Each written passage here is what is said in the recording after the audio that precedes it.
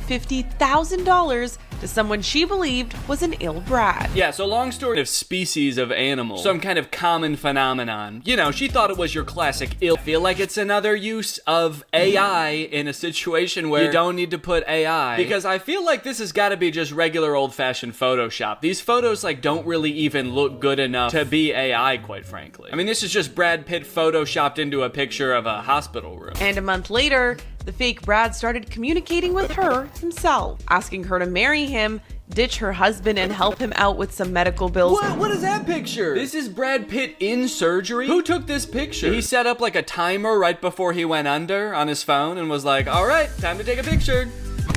Came to 3 hours later. How did the surgery go? But more importantly, how did my picture turn out for my French girlfriend? The woman, who was married to a millionaire at the time, ended up leaving her husband to pursue a relationship with the faux Brad. I like that it says a millionaire at the time, because after sending fake Brad Pitt $850,000, maybe he is not a millionaire anymore. That's crazy. So she was married at the time, and fake Brad Pitt convinced her to leave her husband. Now look, this woman was scammed. She was taken advantage of. I'm not trying to make fun of her in this video. Obviously, she was going through something that made her believe this was true. It sucks to lose that much money, obviously. I am more so, quite honestly, in shock of the balls of this scammer to try to pull this off with these shitty ass Photoshops. These were the pictures he was sending her. It's like a different Brad Pitt in every photo too. How long was he in the hospital for? 15 years? You've got like, you know, silver fox Brad Pitt up here. You have like a younger but scared Brad Pitt here. This is just a picture of an arm with an IV in it. So that's not even, I mean, that could be anyone's arm. At first, I said to myself that it was fake,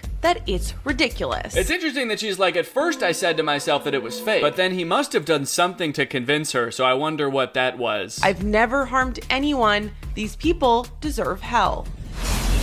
This comes months. I don't like that they keep cutting to footage of the real Brad Pitt. I feel like this Entertainment Tonight video is trying to insinuate that the real Brad Pitt really did have something to do with this. They're like, and look at how smug he looks here in this video after pulling off the perfect crime. Actually, that would be kind of a sick plot twist if it like really was Brad Pitt and he was like, I was in love with you, and that really was me in the hospital looking drastically different in every photo. Like he's poorly photoshopping pictures of himself to throw the detectives off the trail, you know? They would never suspect the real Brad Pitt is scamming people. But you know, it could be true. You hear things like 50 Cent actually didn't make most of his money from his music career. He actually made it from his investment in vitamin water. Could be the same type of situation. Brad Pitt actually made most of his money from hospitalized Brad Pitt scams. If this story's taught me anything so far, it's that we could all do a little bit better managing our money. That's why I'm excited about today's sponsor, Rocket Money. One thing I've never been very good at is creating budgets and sticking to them, because I usually have just tried to do it all in my head before. I don't even know how to create a budget in the first place. I'm like, what is an appropriate amount of money to spend on food? Like $25 or maybe $7,000? I don't know. But luckily, Rocket Money is here to help. Rocket Money is an all-in-one finance app that helps you cancel subscriptions, lower your bills, and manage your money better. With regards to budgeting, Rocket Money automatically categorizes payments so you can see how much money you're spending within each category budget. So let's say you have an entertainment budget for the month. You can see if you're spending too much on entertainment, or if heck, you could go out for a movie or see a Broadway play. And if you are spending too much on one particular category, it's easy to cancel subscriptions through Rocket Money as well. Once you connect your bank account, Rocket Money identifies all of your recurring subscriptions, and you can just cancel them within the Rocket Money app with just a few taps. And it works. Rocket Money has helped save its customers up to $740 a year when you use all the app's premium features, and they've helped save customers over $500 million in canceled subscriptions. So go to rocketmoney.com/2Danny or click the link in the description to take control of your finances. You can get started for free and even unlock more features with premium. Thanks to Rocket Money for sponsoring this video, and now back to the video. A rep for the actor telling ET in September, it's awful that scammers take advantage of fans' strong connection with celebrities. Strong connection. The representative's like, it's a shame that that scammer took advantage of Brad and this French woman's very real relationship. They had such a deep bond, and for the scammer to come in and ruin that, fucked up. Alright, so here's a Twitter thread about the situation. A French woman was scammed out of over $800,000 by someone pretending to be Brad Pitt. This we know. I can confirm that part. Scammer DM'd her on Instagram and convinced her with AI-generated videos and edited images. Oh, there's videos? I would like to see the videos. If this is how good the photos are, I would love to see the AI-generated videos. They just like rotoscoped him out of movies he was in and just plopped him on top of a PNG of a hospital. What movies has Brad Pitt been in? Fight Club? That was Brad Pitt, right? I'm so bad at pop culture. Brad Pitt movies. Oh, Happy Feet 2. That's where I know him from. Yeah, what if they cut out a picture of him from Happy Feet 2 and put him in a hospital? That'd be pretty funny. She realized it was fake when Brad Pitt was on the news with a new girlfriend. I like that that's the part that made her get wise to what's going on. She sees Brad Pitt in public, not in the hospital, clearly not suffering from any type of medical emergency, and she's like, wait a minute. You got a girlfriend. This is at least the third European who has been scammed by fraudsters pretending to be Brad Pitt in the past year. See? We can't make fun of the person who got scammed too hard because, look, it's apparently a lot more common than you would think. It could happen to you. Ever think of that? How sure are you that these aren't AI-generated videos right now? And that I'm not gonna ask you to send me $900,000. I might not even be real.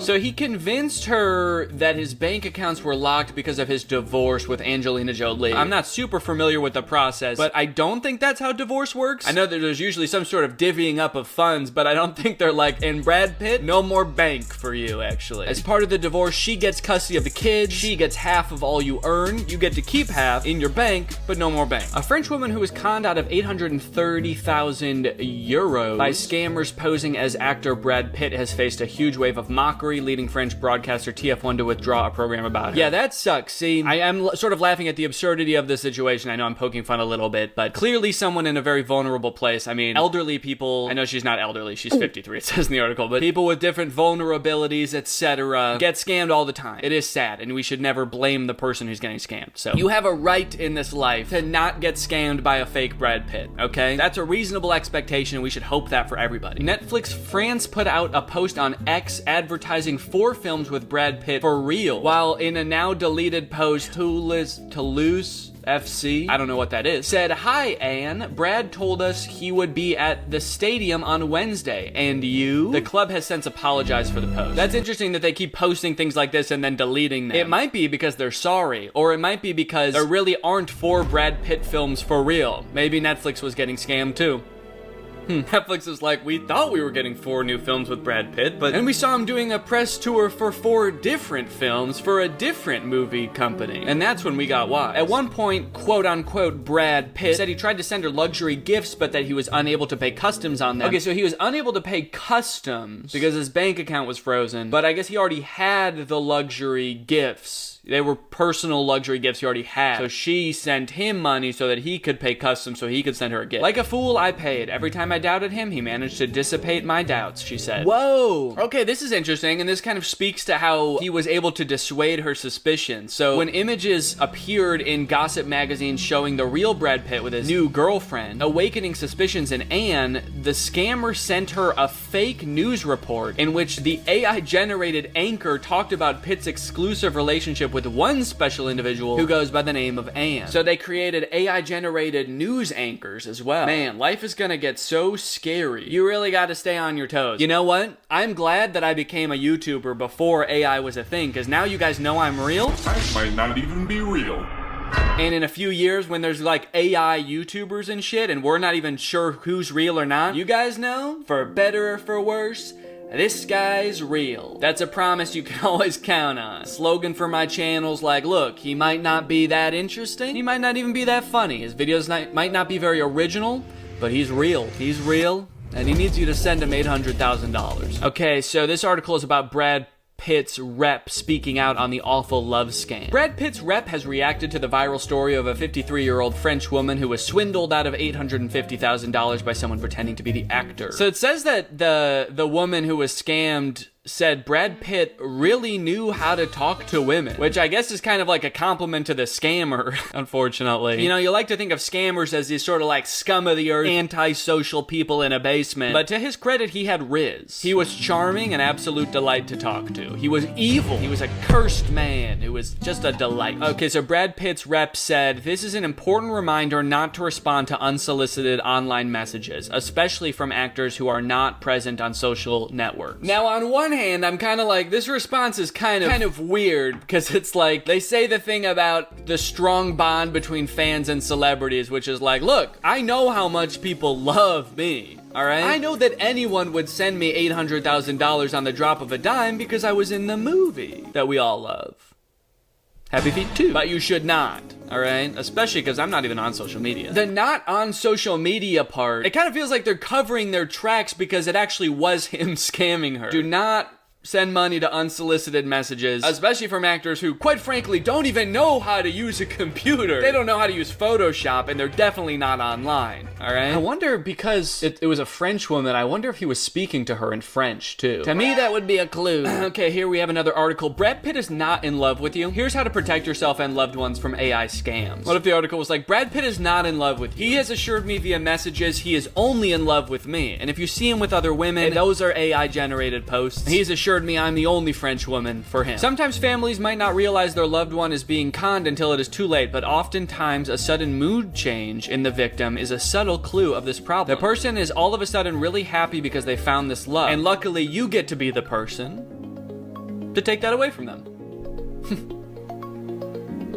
Do it. One of their tactics is that they'll frequently prepare the person for people in their life to call them a scammer. So when you tell your loved one they're in love with a con artist, it strengthens what the scammer said, which unfortunately builds some trust and likability. So fake Brad Pitt or, whatever celebrity might message you, fake, what celebrities do my fans like? Fake celebrities are you guys into these days? Famous celebrity. Timothy Chalamet? Thinking way too long and hard about this. Bruno Mars. You guys are really into Bruno Mars, right? So Bruno Mars messages you and he's like, look, it really is me, and to prove I'm Bruno Mars and also how smart I am, everyone is gonna tell you that I'm a scammer. That way, when everybody says that's not Bruno Mars, it's a scammer, it makes it look more like Bruno Mars, and you're also like, damn, Bruno Mars is smart as hell. To spot AI-generated scams, pay attention to details. Notice when lighting and proportions in the selfie seem off. Pay attention to glitches in videos. I mean, unfortunately, these seem like things that I feel like a lot of people in my generation and younger instinctively do now. I worry about people just like a little bit older that cut off of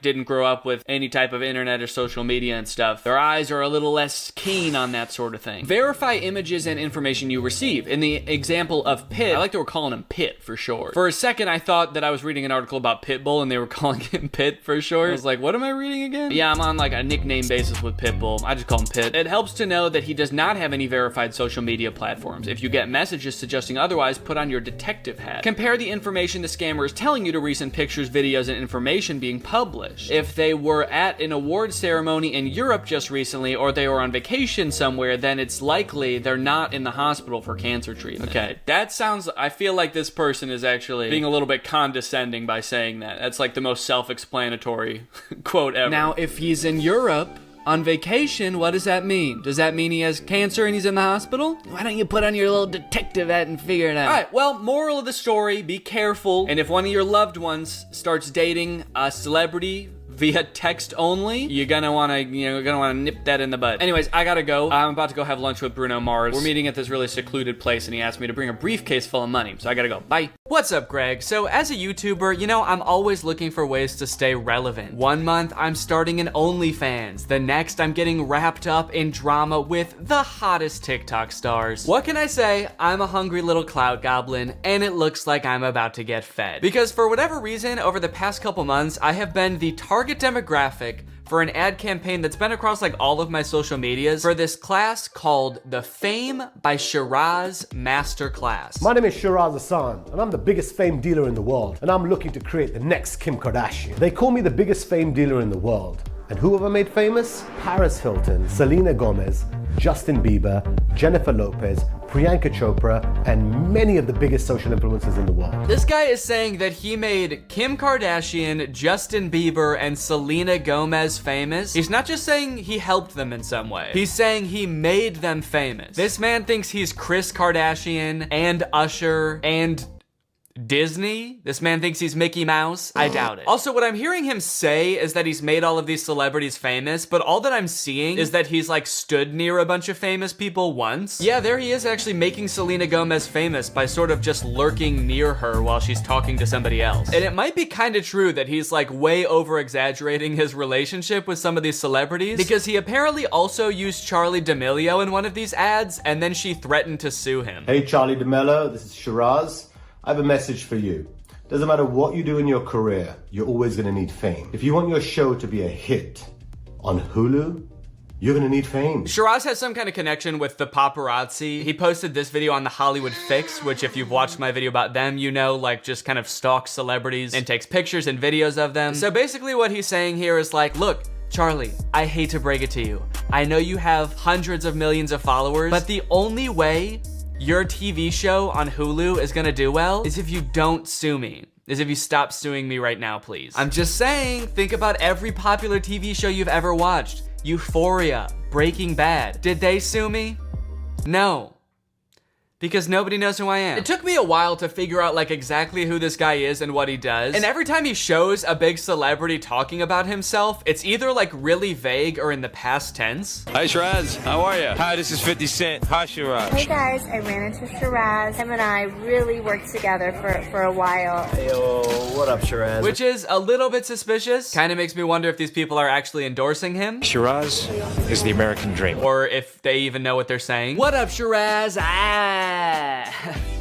So it's just that you wanted me to read? Oh, Shiraz? Yeah, I haven't seen that guy since the day all that money disappeared out of my bank account and he skipped town, but yeah, that guy was pretty cool. Hey Shiraz, really sorry to hear about your condition. Get better soon, okay buddy? We're all rooting for you. But from what I've gathered, Shiraz is basically a glorified paparazzi. He's in the same realm as like the Hollywood Fix and TMZ and Perez Hilton. And he also occasionally works with celebrities to like drum up buzz. You know how like you hear celebrities are really in cahoots with the paparazzi? This is who they're in cahoots with basically. So did he make Kim Kardashian famous? No, probably not. Did he go to Dubai with her once? Yes. My first time I ever went to Dubai, Shiraz took me to millions of milkshakes. And I don't know about you guys, but I can't think of a single moment in Kim Kardashian's life that has made her more famous than that one time she went to Dubai. Happy birthday.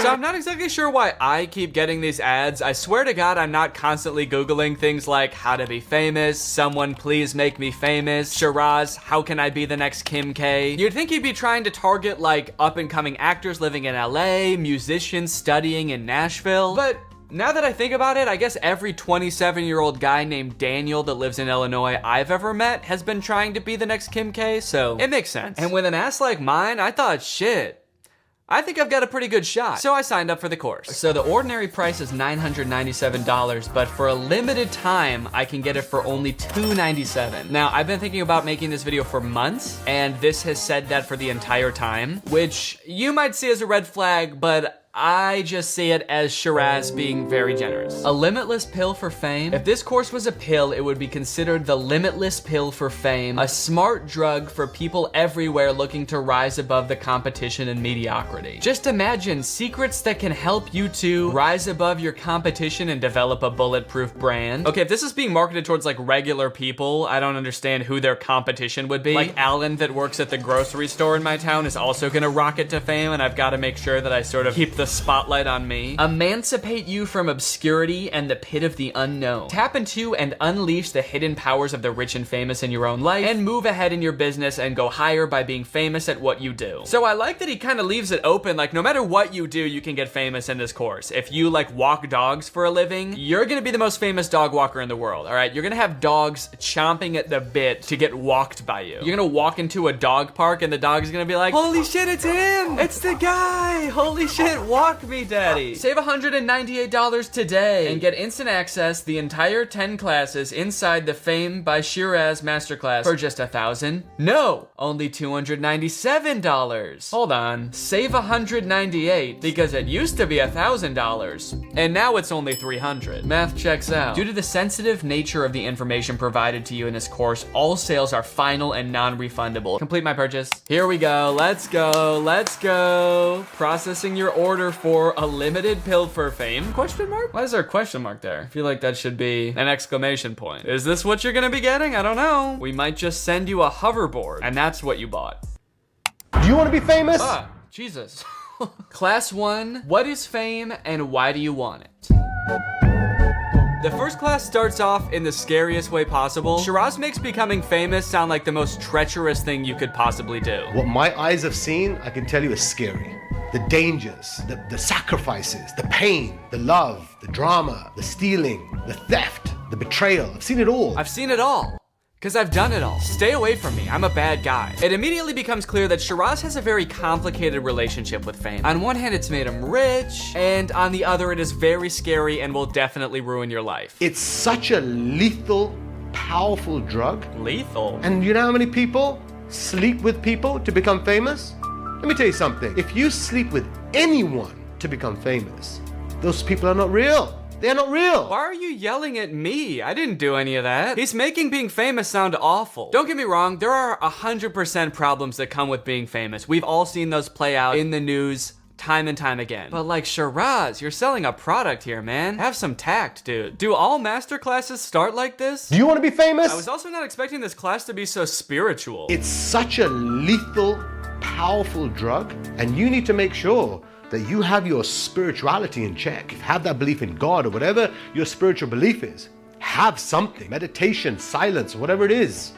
You need that, because on this side, temptation is gonna come and say, no, the devil is gonna say, no, do this. I thought this class was gonna be about like, get yourself a good manager, you know, find an agent. But in the first lesson, he's like, you're gonna need God or meditation to get through this shit, or you're gonna die. You're literally gonna need Jesus, or you're gonna end up selling your soul and your body to the devil. Do a deal with the devil. I do appreciate the warnings though, because it really makes it seem like Shiraz believes in his class. He is so certain that like a few hours of him talking in this white void are gonna make us famous that he has to like warn us not to get too carried away. If you feel that energy is around you and it's gonna make you compromise your own morals, you're telling your partner, your lover to do something else when really it's killing your soul, what are you doing? I'm not doing anything. I just started watching the class. Should I be doing something? Do a deal with the devil. Is everyone else who's watching this class right now like trying to cheat their partner out of money? Is that what I should be doing? The reason I created Fame by Shiraz, in all honesty, is because I wanted a safer environment for my two beautiful daughters. Why would any of this happen to your daughters? I didn't want to see them go through what I see on a daily basis with people wanting to become famous. I think the best way to shield your daughters from this is maybe not like introduce them with the scumbags you work with that are apparently like selling their bodies to the devil. Maybe just like don't introduce them to those people. The rest of this lesson, we don't learn anything about how to become famous. Shiraz basically just tries to like hype himself up as the guy who knows about fame, but just kind of ends up making himself seem like a terrible person. He continues talking about how much of a drug fame is, and if you get a little bit, you're always gonna want more. And an example he gives, he implies that Meghan Markle's marriage to Prince Harry was all some sort of like calculated move because she wanted to be more famous. There was an actress, okay? Her name was called Meghan Markle. She raised the bar so high that I just don't want to be famous as an actress. I want to be a princess. So guess what? She becomes a princess. And then on top of that, he says, but that wasn't enough for her. And actually, the reason that she left the royal family is because she wanted to come back to LA to be even more famous. Think about that. She is a princess. She has everything in the world. Unhappy. Harry, if you love me, we need to go. We need to get out of here. But where does she want to go? There are hundreds of countries Meghan Markle could have gone. Yeah, but she's from the US. She came to one place and one place only, my friends, ladies and gentlemen. It's called Hollywood. Meghan Markle is from Los Angeles. She was literally born and raised in LA. Yeah, of course she's gonna move back there, dude. I want to be a princess. How weird would it have been if Harry and Meghan were like, hey guys, we're leaving the royal family and are moving back to, of course, Liechtenstein. Before we get any of the juicy steps to success that Shiraz has to share, Shiraz has to tell us how he got to where he is today. And let me tell you, it is a weird ass story, dude. To condense his 20-minute long story into a very brief explanation, Shiraz moved to LA from London when he was a young adult, and one day while he was crashing on a relative's couch, he decided to call up an Indian TV station and just be like, hey, I want a TV show. I want to introduce Bollywood audiences to Hollywood celebrities. I can bring you all the Hollywood celebrities. And they were like, do you know any Hollywood celebrities? And he was like, no. And they were like, yeah, okay, you can have a show. So Shiraz, out of seemingly nothing, gets this TV show on an Indian TV station, and he's immediately freaking out. Shiraz is like, oh no, I have this like incredible opportunity, but I literally don't know any celebrities. Until one day, as he was praying by the Hollywood sign, as you do, a man emerged out of nowhere walking his dog on the trail and asked Shiraz what was wrong. So Shiraz explains the whole situation, and the man is like, oh, I can help. I'm the president of CAA, which, if you don't know, is literally one of the biggest talent agencies in the entire world. And that is the story of how Shiraz got access to all of the biggest celebrities in the world. Shiraz, were you stalking the president of CAA? And the first thing I said to the guy, I said, I don't know who you are. Yeah, okay. All I'm asking you is one thing. I want to be a princess. So this is what qualifies Shiraz to teach us how to become famous? Shiraz, I don't even know if you know how you became famous, man. It seems like you just kind of stumbled into it. I mean, I don't want to discount your hustle, dude, but it honestly seems like sheer luck if this is the real story. Literally overnight, me and my business partner, we locked down all those paparazzi. There was about 15 of those guys. And all they did was control Britney Spears' every movement. And overnight, guys, I was filming Britney Spears' every move. Yeah, dude, I don't know if that should really be one of your proudest moments. Definitely something I would have stopped bragging about like a long time ago. I then took that content and distributed that content all over the world. And this is when Britney Spears was going crazy, guys, shaving her head, beating everyone up. It was the meltdown of Britney Spears. I think Shiraz might have single-handedly ruined Britney Spears' life. Shiraz? Fuck you, dude. Hey, wait a minute. Maybe the reason Shiraz is warning us about all the fucked up shit that could happen to you when you get famous is because he's the one doing it. He's warning us about himself. Breaking news tonight, an actual sicko is on the loose. This man has been charged with 7 counts of being an actual creep and a total weirdo. Authorities say if you see this man, run. We know what your X factor is now. Whether you're a brand or whether you're an influencer. That's what we've been talking about over the last course. Wait, what? Did I miss something? This is class 2. And the first class was just about how scary fame is. When did we talk about an X factor? Okay, there's no one else in the room. Just you and me.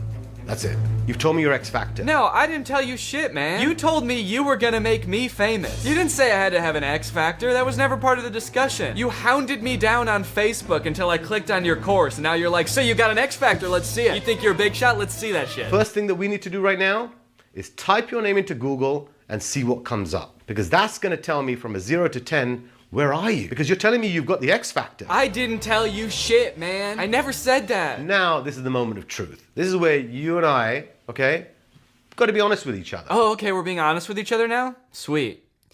Were you stalking the president of CAA? At this point, I'm just wondering if we're ever gonna start learning how to be famous. When he finally starts jumping into like tangible steps on what to do, they couldn't be any less helpful. Have you trademarked your name? No, why would I do that? Remember before you told me, oh, I'm so big, I'm so this, I'm so that. That's all amazing. Who were you talking to before that said all this shit? It was not me. When you're recording right now, are you seeing yourself in the little screen? That's not me. He also says we need to make sure we have a Google panel. Check. It even added 1 inch onto my height, apparently, so I'm seeing results already. He also says we need a brand guide to make sure that like the fonts and colors we use are consistent. So now let's talk about your brand guide. It's like, dude, this is not gonna make us famous. Can we skip this shit? This is stuff that like in the grand scheme of things does not matter at all. And who am I showing this to? Let's say I'm like the next Charlie D'Amelio. I just want more people to follow me on TikTok. I want to have 100 million followers like Charlie D'Amelio. Who am I trying to impress by having a consistent font? Who's gonna like be watching me on TikTok and be like, hold on, I gotta make sure this kid has a Google panel. Can we please move on to something helpful? If you go the traditional way, it's okay, but it takes a long time. And the traditional way is you calling up, emailing, begging. Look how desperate you look right now. If you're a brand, if you're an artist, and you're calling up, cold calling, emailing, begging someone to write a story on you. Okay, but isn't that like what you did? I want you to study, let's say 100 of the top people in entertainment who are writing stories. No, I'm studying you. You said you can make me famous. You're in my industry. I'm studying you. Shiraz, please. please just teach me how to be famous, man. He's like, all right, guys, first tangible step on how to become famous, you're gonna find someone who knows what the fuck they're talking about, all right? Because I do not. He outlines a strategy at the end of this lesson if you're like some up-and-coming actor or a brand to get journalists to write articles about you. And basically what he says is just like find a bunch of journalists and follow them and just start liking their tweets. And they'll start writing articles about you. Beautiful comment about an article that they wrote. You know what they're going to do? They're going to show that to all their friends right there at dinner. Oh my God, look what this person just wrote about me. Wait, guys. Some 16-year-old TikToker just liked my tweet about the disappearing middle class. I think this could be the next big thing. Oh my God, this guy's great. Why? Because they don't get attention. Seems very mean to journalists also. Then you're going to say how amazing this photograph that they took. Oh, what a beautiful handbag. You're basically going to schmooze them. You're going to work them. That's what you got to do. That's what it's about, networking. You're now going to have a dialogue with these people. Now you're going to start DMing them. Now you're going to have a relationship with them. Now guess what you've just done? Destroyed the journalistic integrity of this person. That's what you've just done. Congrats, dude. If you want to be successful, please, I'm begging you, guard your inner circle. Anyone says to you no or takes you off the path, get the out of my life. If anybody tries to stop you from using a consistent font across all of your websites and social medias, get the out of my life. Murder them. Your friends are gonna be like, Danny, stop liking journalists' tweets. Get the out of my life. Come hang out with us. You've been liking tweets for 7 days straight. Cut them off, dude. It's not worth it. By class 4, we are finally starting to get into some actual advice. Shiraz tells us we need to write down our goals, know why we're doing this. He goes into creating FOMO for your brand, disrupting, that's a big thing, you gotta disrupt. And I'm like, yes, Shiraz, actual advice. I knew you could do it, dude. Define your goals. Where am I going? Where's my start? Where's my finish? What's my roadmap? Where am I going? I need to understand. What are your goals? Shiraz goes into a couple of interesting topics, one of them being the concept of earned media versus paid media. Paid media being things like billboards, while earned media being things that just like naturally get people talking. He uses like wearing something crazy to a red carpet as an example. How do I stand out? Is it your fashion? Is it your statement? Is it your fashion? Is it your personality? Is it your loaded handgun that you just fired into the air? It is all a very interesting topic of like how to get people talking about you and stuff like that. But at this point you may be wondering, wait, how did we get to a red carpet? To which I'd respond, you made a Google panel, didn't you? Another example he gives of earned media is that he, I guess, invited Michael Jackson's children to some event for an energy drink after they hadn't been seen for years in public. I invited the Jackson family. By the way, when Michael Jackson died, their kids have never been seen out. So I told the brand, I said, what we've got to do, I've got relationships with those talents. I will do a deal that gets them to come to the red carpet event. Remember guys, fame is a drug. It ruins people's lives. It makes people do awful things. Also, I brought these children out of hiding and threw them to the wolves, and it was very epic. Mr. Pink ginseng drink. Lindsay made the announcement at the Mr. Pink ginseng drink launch party. A launch party for a new ginseng beverage. And I love that he's using this example too for some energy drink that I've never heard of. And I guess it all worked out in the end because we created so much publicity for this product that nobody's ever heard of it before. So I guess it's a good thing that Michael Jackson's kids came out of hiding for this one. This is the most healthiest drink that I've tried and I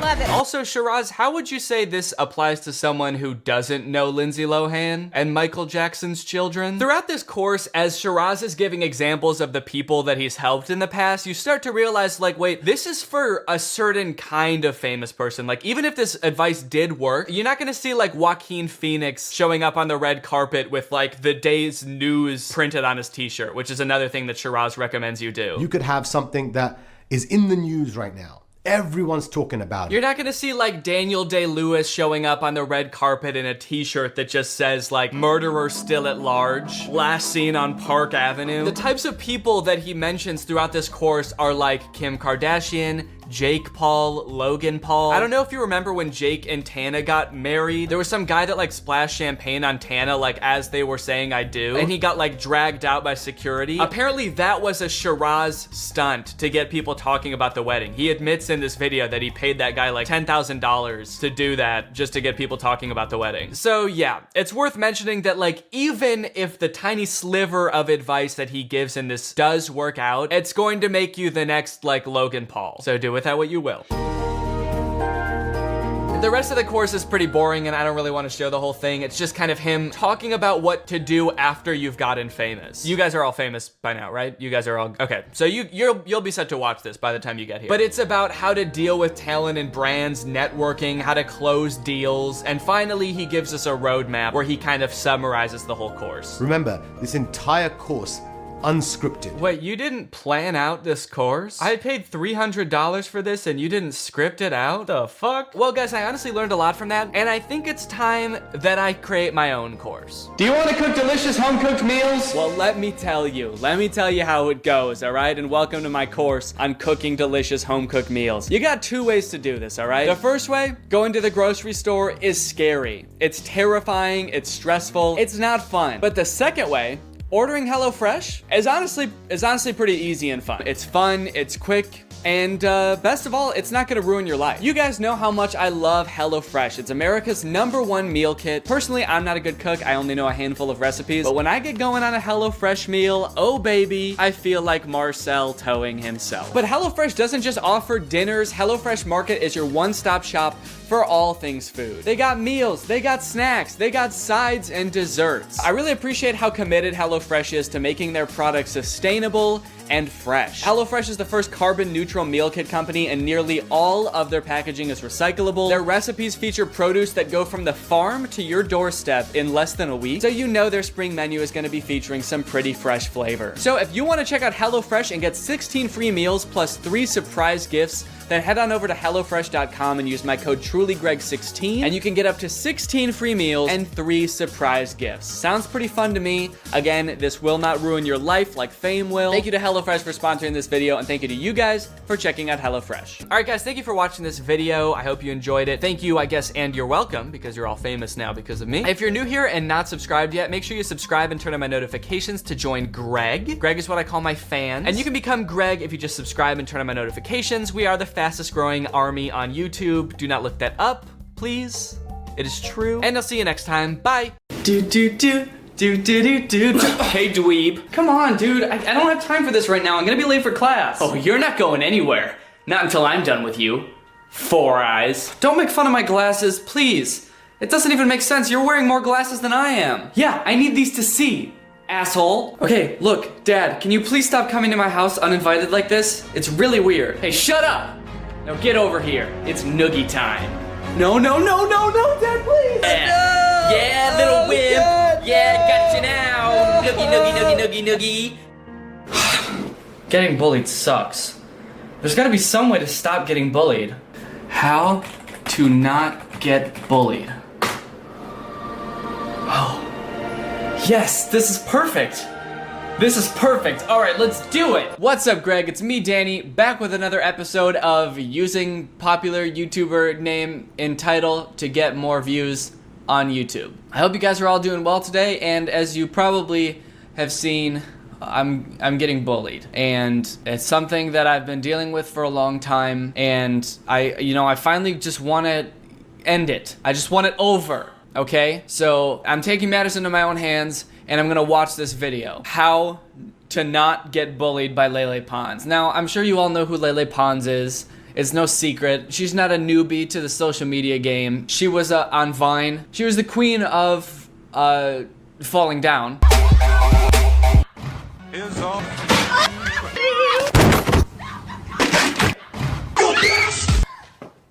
If there was a Vine and she was in it, you knew she was gonna fall and it was gonna be funny because people falling is funny. But ever since Vine ended,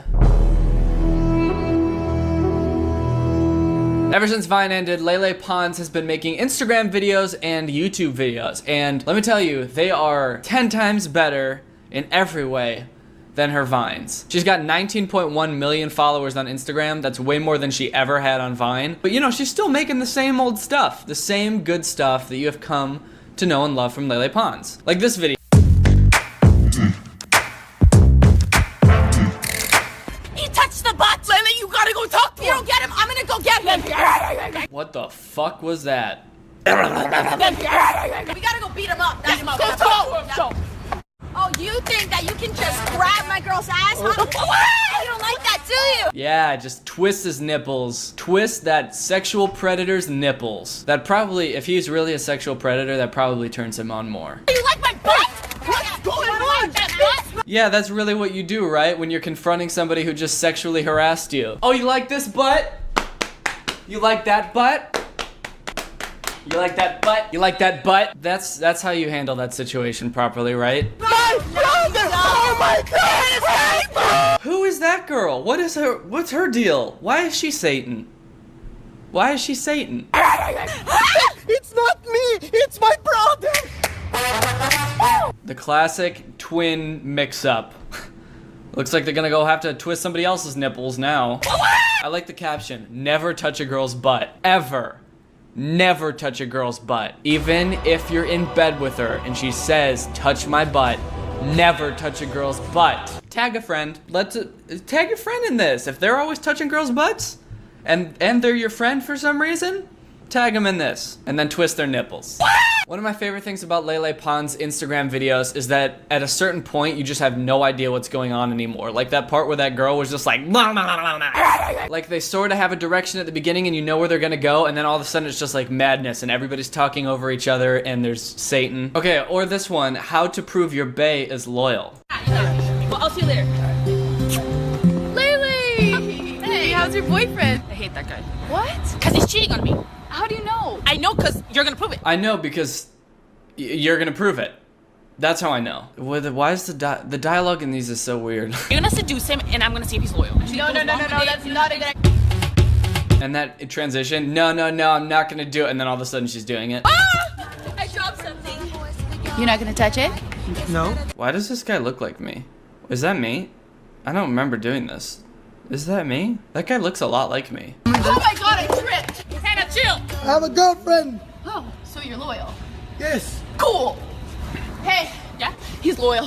Okay, I'm going to go catch up to him. Okay. Hey, it's me. What? Let's make love. Let's make love. Let's make love. Call me. Let's make love. It's so weird. It's just like, it's comedy that's based on situations that never happen. Like how to prove your bae is loyal. That's not how you prove your bae is loyal. All right, but we're not here today to watch all of Lele Pons Instagram videos and cringe at every one of them. We are here because I want legitimate advice on how not to be bullied. And Lele Pons a few days ago posted this video on YouTube called How to Not Get Bullied. So I can only assume that she made this video for people like me to Google and find and gain some advice. So that's what I'm going to do. So let's watch this video and let's see what it has to offer.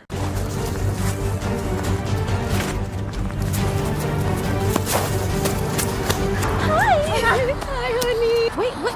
Why are you breathing so deeply? They were bullying me. They were calling me Four Eyes, and they were making me say S words. Oh, good. Great. So we're 14 seconds into the video, and the main character is just a stereotypical nerd with a speech impediment. Great. So if you're a kid and you Googled how not to get bullied and you're watching this video's already making fun of you. Awesome. They were bullying you? Uh-huh. Okay, listen to me. I taught you better than this. You are better than this, okay? I'm going to take you to a school that specializes in kids like you. Kids that are bullied. Really? Yes. Follow me. Dang, she just heard about her kid getting bullied and she already has a plan and knows about a school to take him to. The plot is moving very fast. This woman should be Mother of the Year. She just already had a plan and she had no idea her son was getting bullied. I'm Paco. I like Star Wars. What? Star Wars is bad. Star Trek is awesome. I like The Notebook, but no one really ever cares. I like science too. Oh, good. Now there's 3 nerds. And they're like the nerdiest kids possible. Where's the teacher? Oh my God. She's pretty. Lele Pons is just like, let me just casually write in one of the characters calling me pretty in my own video. Hey Danny, you're pretty. Aw, thank you. Okay, let's start with the basics. What's your name? Paco. Frankie. I'm Richard. I'm sorry, is there someone in the back? Hey girl, stand up. Hello, my name is Vera and I am a bull. Oh my God, dude. She just called that kid a girl. She's bullying these kids. already. Like, she's bullying these kids in the plot of the video, but like in real life, she had to find a boy that she thought looked like a girl so that she could say he looks like a girl. Or worse, she didn't have that line written until this kid showed up to the shoot and she was like, yo, this kid looks like a girl. Can we add a line in the script where I exploit this kid's insecurity? I think it's about time you get out of the closet, huh? Sneak gay diss? Who here is getting bullied? Who here doesn't want to get bullied anymore? You guys don't want to be bullied anymore? Yeah? Yeah? Well, that's not gonna happen. Confidence inspiring. I'm not here to tell you that tomorrow you're not gonna get bullied. You are probably gonna get bullied. Especially you whining nincompoop. Oh, whining nincompoop. Dude, you just got torched. This kid just got roasted. Did she just call him a nincompoop? Holy shit, this girl is ruthless. Goddamn, nincompoop. I'm gonna go to college if I get bullied, because if I get bullied, then the people who accepted to colleges, they'll bully me. Nerdworm. Okay, nerdworm. Nerdworm? Nerdworm? No. No. There's 3 things that I'm gonna show you today for you guys to not get bullied anymore. The first thing to do is verbal abuse. You're gonna talk to the bully and outsmart them, okay? They hate that. All bullies are dumb. What if that doesn't work? Then you do physical combat. I highly doubt that's gonna work because you guys look like you can't even lift a pencil. So I have the third one for you. Is it science? No, it's not science. Well, technically everything is science. You think you're smart? You're not. The last thing you can do is you're gonna get a third person and record everything so you can show the parents. And that's it. The first thing we're gonna do today is that you're gonna talk back to them, okay? Well, I got 99 in public speaking. Yeah, you guys love talking, I know. Okay, if they say something, you're gonna outsmart them. Okay? Well, I'm the smartest one here, actually. No, that's actually not true. I can use a science fact. I like that when they wrote the script, they didn't bother coming up with actually smart things for the kids to say. They just wrote lines that are generic and sound smart. I could use a science fact. Great writing, 100%. People definitely actually talk like that. We will learn how to be physical. Kids, meet my ex-boyfriend. He's gonna teach you how to be physical. You see me? I'm a product of suffering and pain. Is this dude just wearing a purse? Like, it looks like he's supposed to be wearing those, like, side holsters that cops have, but he's just wearing a purse. 10 push-ups now, get down!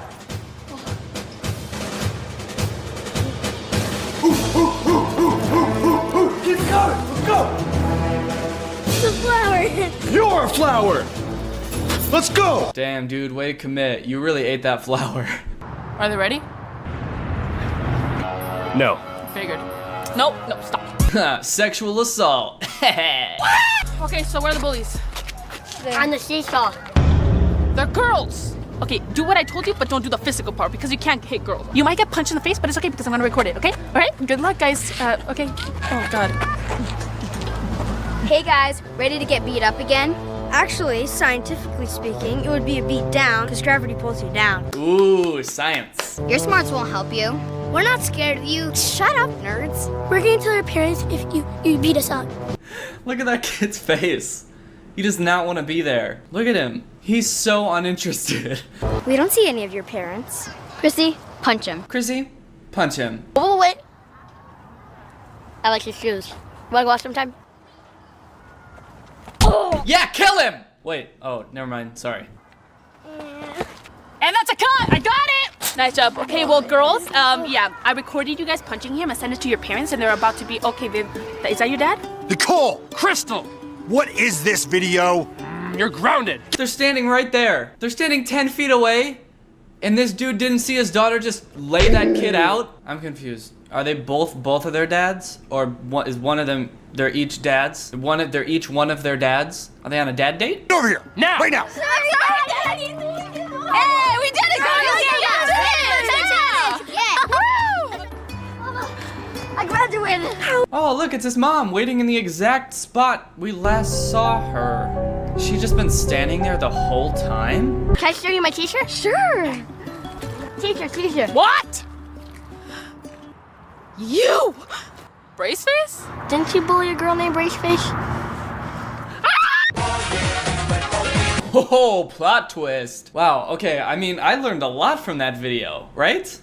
I mean, if you're being bullied, it's because you're a nerd who loves science and has a speech impediment, and the way to solve it is by, how did she solve it? By getting someone who used to be a bully, and that training will ultimately fail, so you'll just have them record it and send it to their dads, who may or may not be dating. You know what though? I really feel like this content has inspired me. Not just to never touch a girl's butt again, but also to stand up and confront my bully. I really feel like I can stand up to him and tell him that I'm not gonna be taking this anymore. I'm serious. I'm gonna go confront my bully. Hey, Dad. Oh, hey, it's Four Eyes. What's up, loser? That insult might have worked on me before, but not this time. Wait, what? Oh God, you only have 2 eyes now. What am I supposed to call you, 2 eyes? That's not funny. Yeah, and you know what else? I don't care if you bully me anymore, because I know someday I'm gonna grow up to be successful, and you'll still be here, in my apartment, being a bully. And he's standing up for himself. No, I can't handle this. I'm melting. Oh God, this hurts, why? Oh, yes, it's working, it's working. Oh God, this hurts, it's so painful. Oh yes, I finally beat my bully, I did it. Yes. Oh. Wait, is he dead? Alright, Greg, well, I hope you enjoyed that video. If you're not part of Greg yet, guys, Greg is our family. We are the strongest channel on YouTube. We're the fastest growing channel on YouTube. Don't look that up. We were actually the first channel to hit 100 million subs and then lose it in the same day. But the important part is that we gained them in the first place. And don't ask why we lost them. You don't want to know. So guys, all you have to do to be Greg is just hit that subscribe button, hit that notification button, and then legally change your name to Greg. Just kidding. But if you wanted to, that would be, I mean, that'd be pretty cool. Shout out to the cookie jar. Thank you for turning on my notifications. You are truly Greg, and you will live in our hearts forever. Thank you guys so much for watching. I'll be back with another video very soon.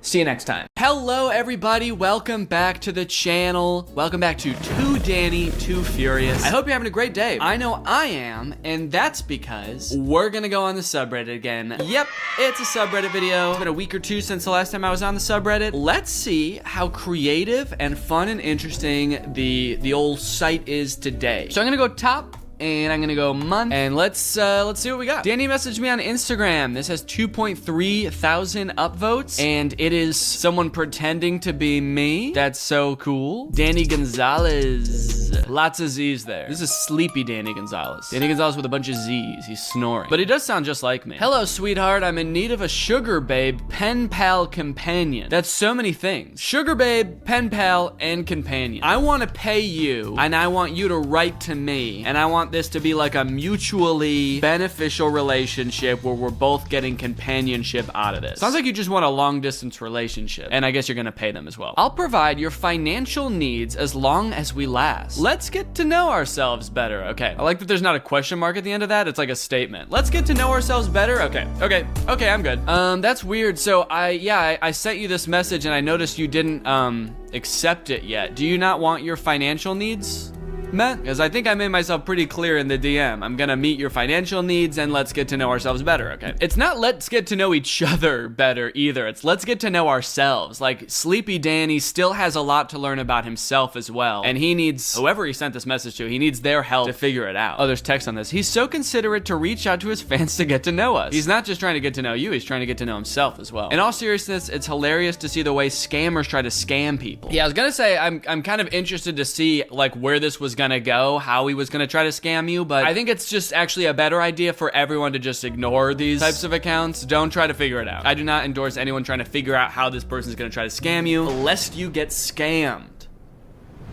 Lest you. I don't think I've ever said lest before. That is a thing. What does that even mean? Lest you get scammed. Define lest. It's a conjunction. Oh, it's formal, extremely formal. Lest you get scammed with the intention of preventing, to avoid the risk of. Yeah. Do not message these accounts lest you get scammed. Oh, looks like I picked the perfect time to start using the word though. Its usage is at pretty much an all-time low. Man, I swear to God, dude, I was born in the wrong generation. I should have been around in the early 1800s. Lest me looking like a fool. This is Danny if his YouTube career didn't work out. He turned into a porn bot and then somebody said, when wasn't he?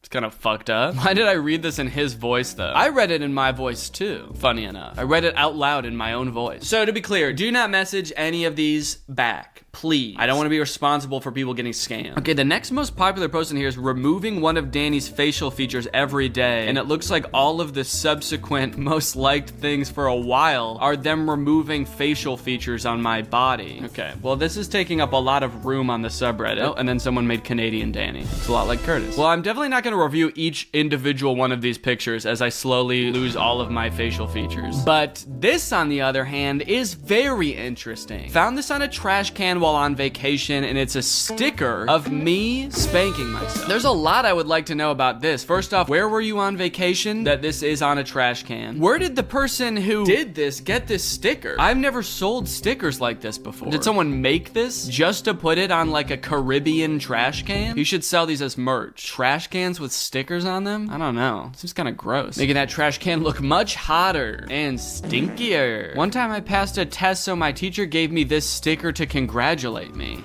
Huh? I bought a meme sticker pack from Amazon for my students, and there were a bunch of Danny stickers in it. What the fuck? Is someone selling my likeness without me knowing? Okay, Redbubble, I knew about this site. They just steal people's shit and sell it. Danny Gonzalez merch.com. That's not my merch website. What the hell is this? Dude, is there like a counterfeit Danny Gonzalez merch industrial complex? What is going on? Why are there so many companies that sell fake merch? There's Carol what the fuck stickers? Okay, now I gotta go to Amazon. Danny Gonzalez sticker. Actually, let me just search Danny Gonzalez. Oh, this is fucked up. There's t-shirts. I'm Greg doing Greg things.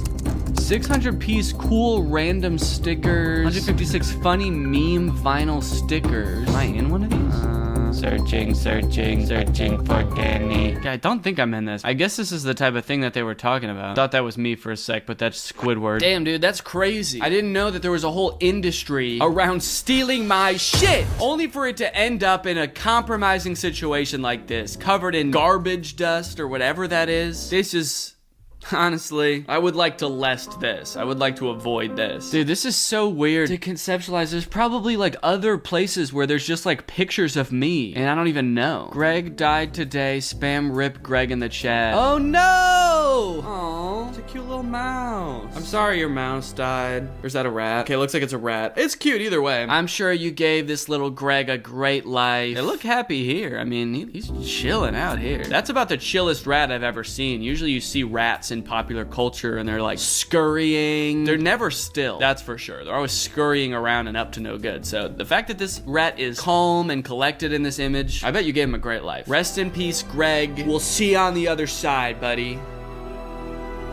What is this? Danny Gonzalez fake call? It's an app? This app is a simple app, enables the user to make a fake call that looks so real. Okay, so it looks like you can pretend to talk with me and accept video calls. Dude, what the hell? Okay, this looks like the Android app store and I don't have an Android phone. Let me just see if it's on iPhones real quick. I would like to talk to this guy. Danny Gonzalez. No results. Wah, wah. Rated for 3 and up. You want to talk to Danny? You're gonna have to be 3 years old. I'm gonna tell that to my kids someday. When I have kids, I'm gonna be like, not till you're 3. Not unless you're 3, bud. I'm like 90% sure that this app developer made this app to bait Danny into playing/reviewing it on his channel, which may increase sales possibly. Sales? Looks like it's free, dog. I checked the developer and apparently they've made many such similar apps with different famous people, but I don't know, maybe you right. I read that right. Yeah, I kind of assumed that this was like a reference to the videos I've made about like the fake granny call game and someone just thought it would be funny to make it. But if they just do this for other like YouTubers and stuff, then they might not even really have like a concrete grasp of who I am and they just like threw this together. Shit, now I gotta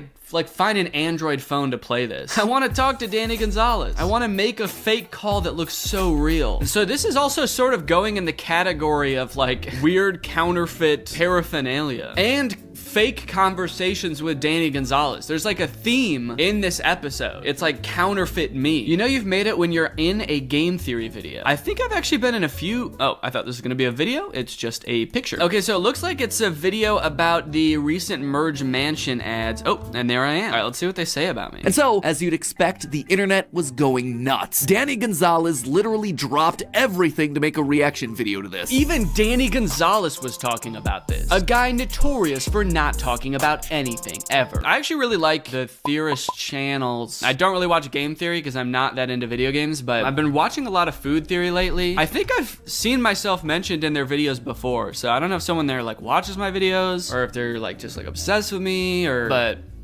pretty flattering, low-key. Pedro Pascal is in a Merge Mansion ad. But to me, those ads just seem to once again confirm everything that I talked about in my past theory. Okay, all right, easy, man. I didn't see all the other ads. What do you mean it just confirmed everything you knew? Those ads just seem to once again confirm everything that I talked about in my past theory. Pedro Pascal being in the ads confirmed everything you knew? Do you have old videos about Merge Mansion being like, all of these clues lead me to the conclusion that Pedro Pascal is gonna be the detective. But hey, that's just a theory. Yeah, that's probably what his last video was like. Well, you know what? Sorry I was not up to date on the lore, I guess, but that's cool. That's cool I'm in this video. Every time Danny has said squishy bones. As my bones are getting squishy. My bones are getting squishy. And gives him the squishy bones, for God's sake. Fuck, his bones are getting squishy, I think. Maybe her bones are getting squishy. Maybe her bones are squishy. She's humiliated. Bones squishy, honestly. That's like one of my favorite running jokes that's just for no reason. You know, I was gonna say, this is every time I've said squishy bones in videos. This isn't every time I've said the phrase squishy bones, but I actually don't think I've ever said that phrase outside of filming a video, so this might be every time I've ever said it, except for the few times I said it just now. I want squishy bones merge. Same, but without the merge. The fuck? I like this joke because it's like so subtle that if you didn't know it was like a weird recurring thing, you wouldn't pick up on it. But then the more videos you watch, you start to notice it, and it's kind of like only for real fans. It's only for like the realest fans that get it. So if you get it, congrats. Okay, this is cool too. An edit of every first frame of Danny from all videos from the last 3 years. Lots of me saying, "What's up, Greg?" I wish they played the audio from them all too, so you could just hear like, what.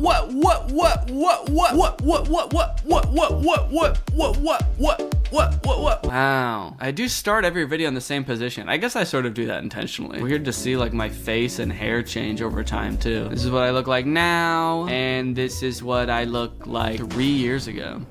All right. My hair got different. Bro, what the fuck? Found this at a local antique store today.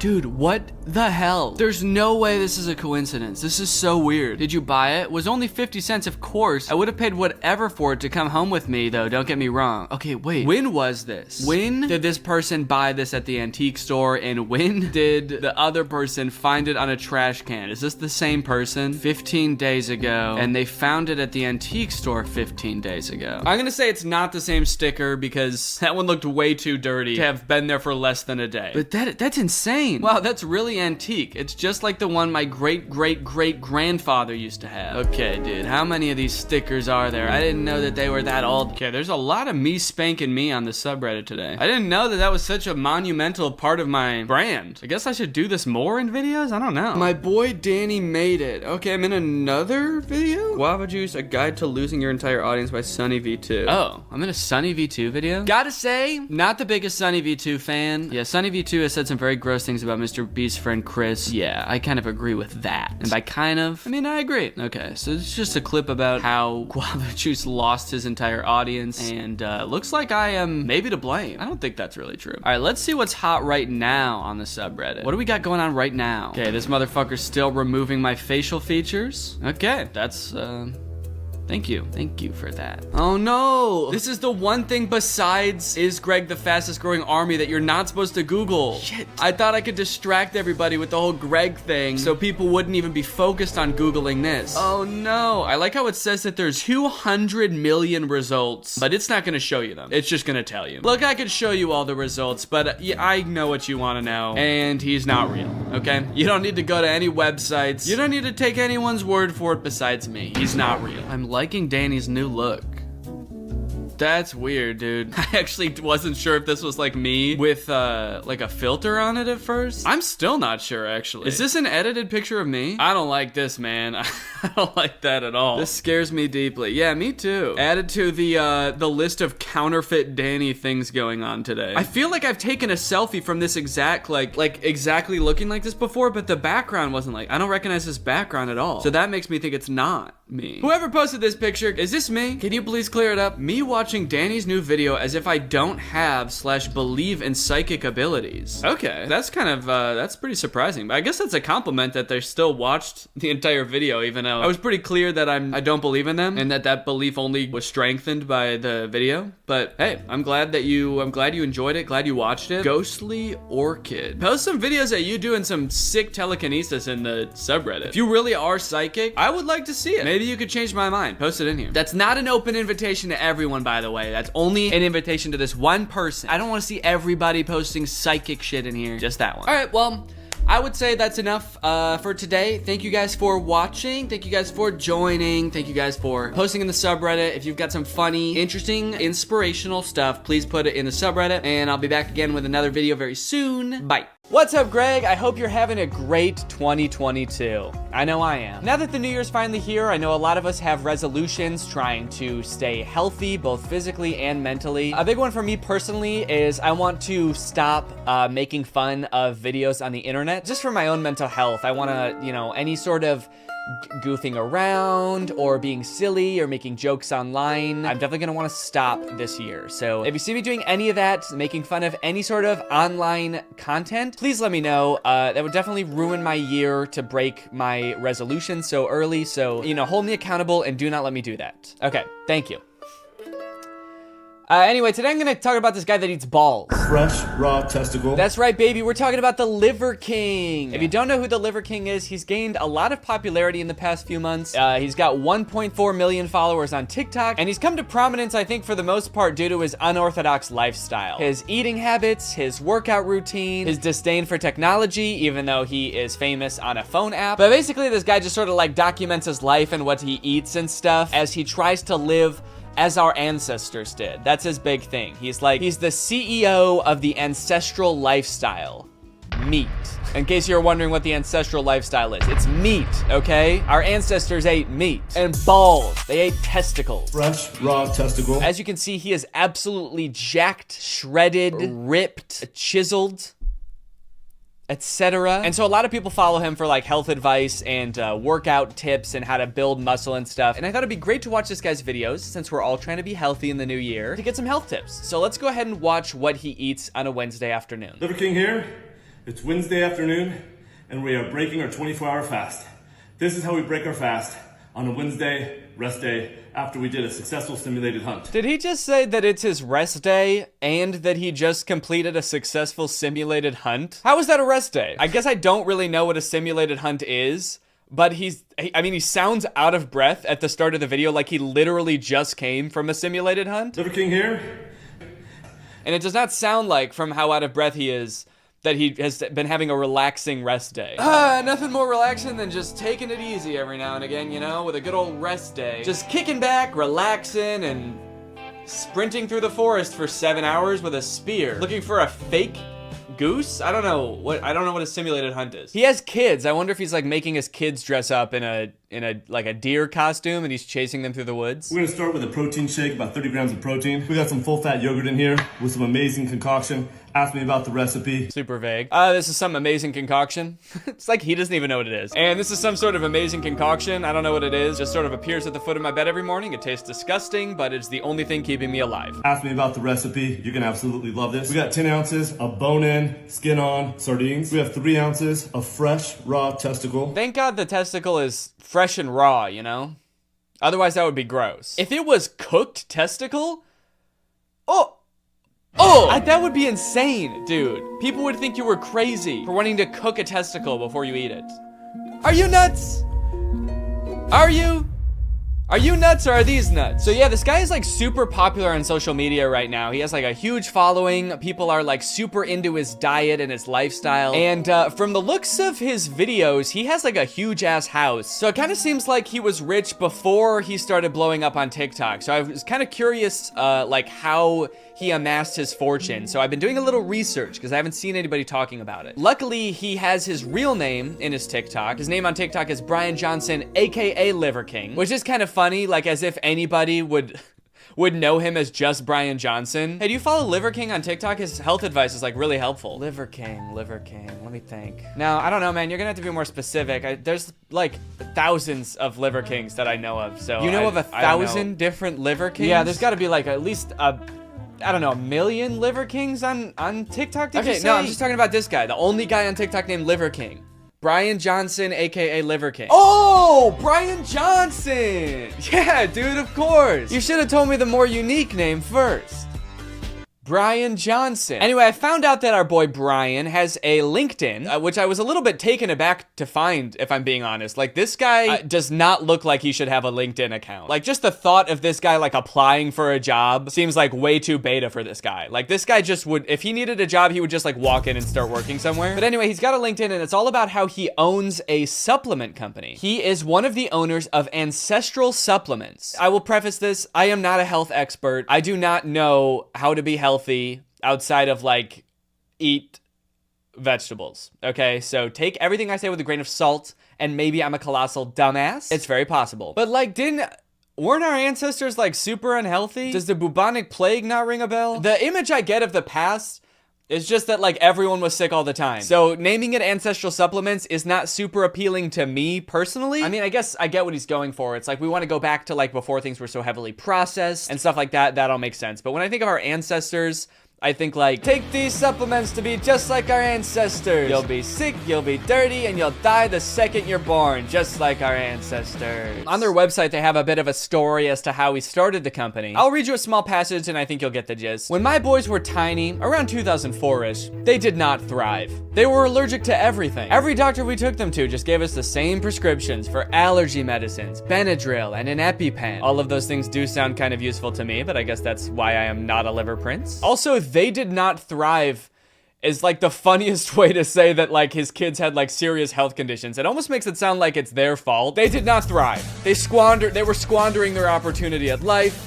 They were just not up to the task. After reading Nutrition and Physical Degeneration by Weston Price, we took matters into our own hands, starting with organic, pasture-raised, and wild-caught nose-to-tail foods. Definitely would not recommend taking it into your own hands. I guess he just doesn't really describe what the issue is very well. He's just like, all the doctors prescribe the same things.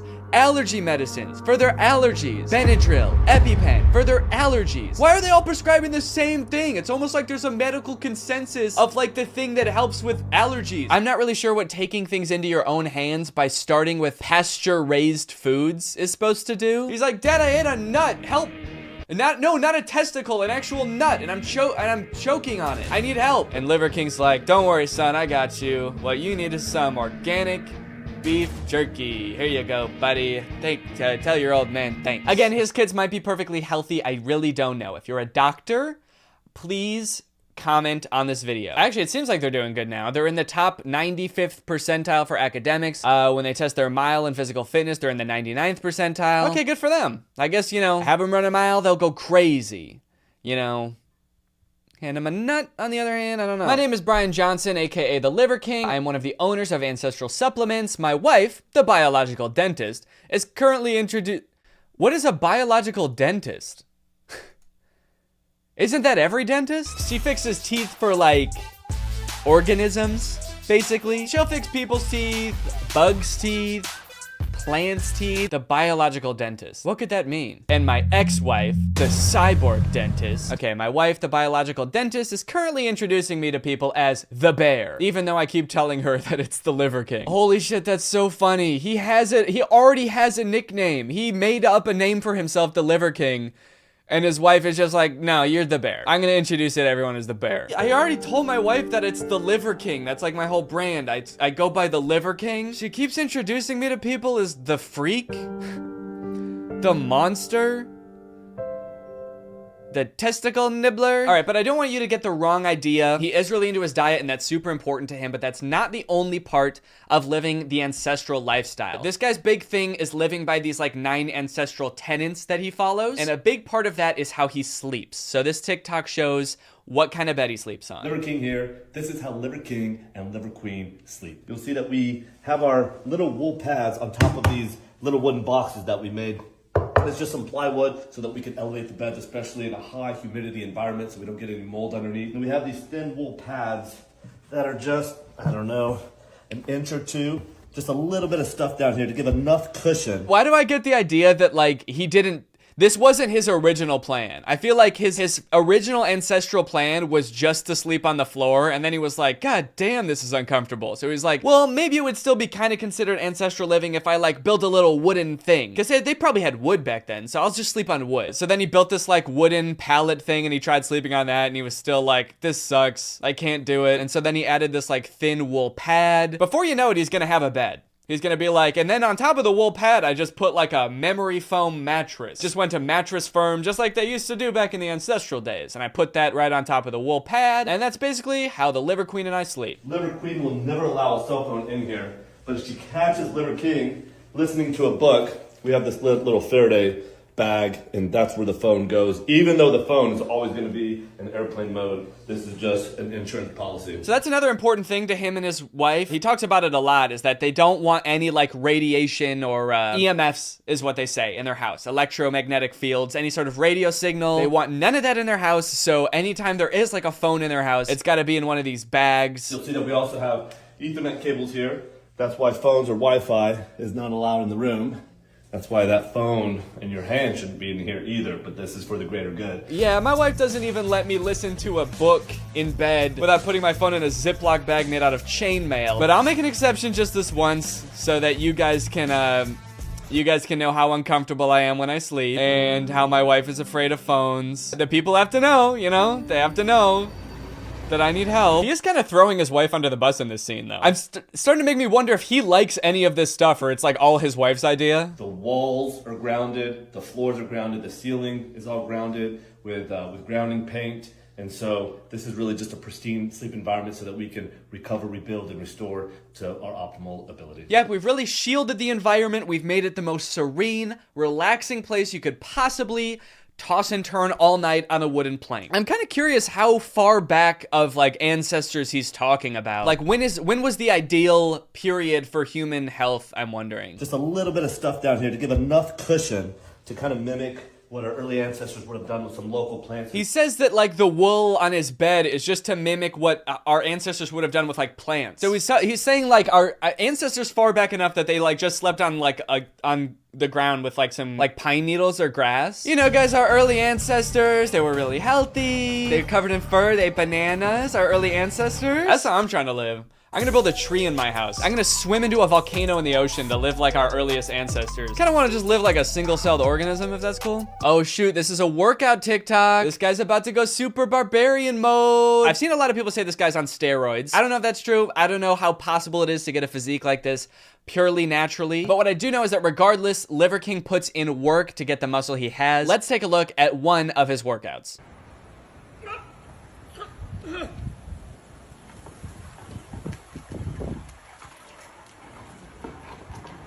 He looks so sad. Maybe it's just the weight of everything that's kind of making him hunch over like that, but he just looks so dejected.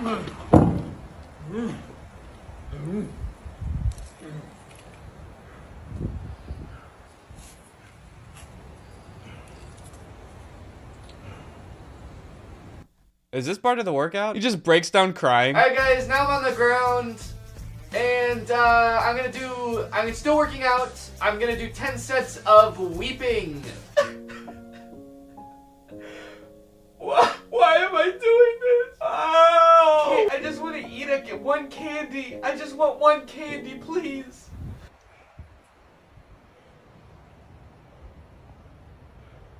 This pause is so long and uncomfortable. Oh my god. Okay, yep, no, I no longer think that this might be healthy. That was the saddest sound I ever heard. Jesus, dude. Brian, buddy, you don't have to live like this, man. And now I'm just gonna lift this shit back up. Yep, this is what you gotta do to be healthy, guys. This is the only way to live happy and healthy. You know, most people, if they wanted to sell you supplements, they would just like put an ad on Facebook or like take out a billboard or something. This guy's like, I'm gonna strap 1,000 pounds to my balls and walk up and down the driveway for 3 hours just to show you how happy and healthy I am. I'm gonna do that for you. The saddest part about this whole video is the end, because after that insane workout, you know where he's ended up? at his gym. Like, this was all just like a warm-up for his workout. I don't know if that's actually true or not. That might have been his whole workout. I just thought it was funny. I thought at the end he was gonna be like, okay, I'm done now. But he's just like arriving at the gym. Imagine showing up to Planet Fitness like this. Just screaming and crying, covered in weights. But I gotta hand it to him. This is just how our ancestors used to show up to the gym. The jungle gym. Liver King here with Liver Queen and Liver Boys. This is what we're having for our family dinner today. Oh, damn. He doesn't call his kids the liver princes? Shit. I wonder what the reason behind that is. Are the boys not thriving enough to inherit the throne to the liver kingdom? Liver King, Liver Queen. These are our little liver peasants. We have liver, of course, with breakfast, lunch, and dinner. We have bone marrow, Liver King concoction. We have some vegetables. That is a joke. And we have protein shake.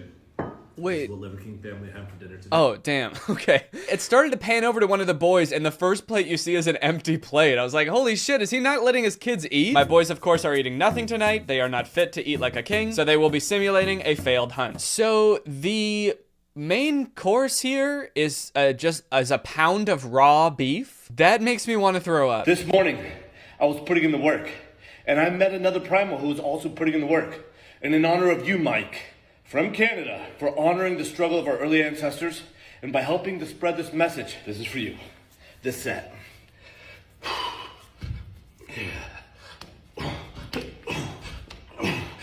Whoa, Mike getting a shout out, dude. Shout out, Mike. Mike is probably losing his primal mind right now. Oh my god, he noticed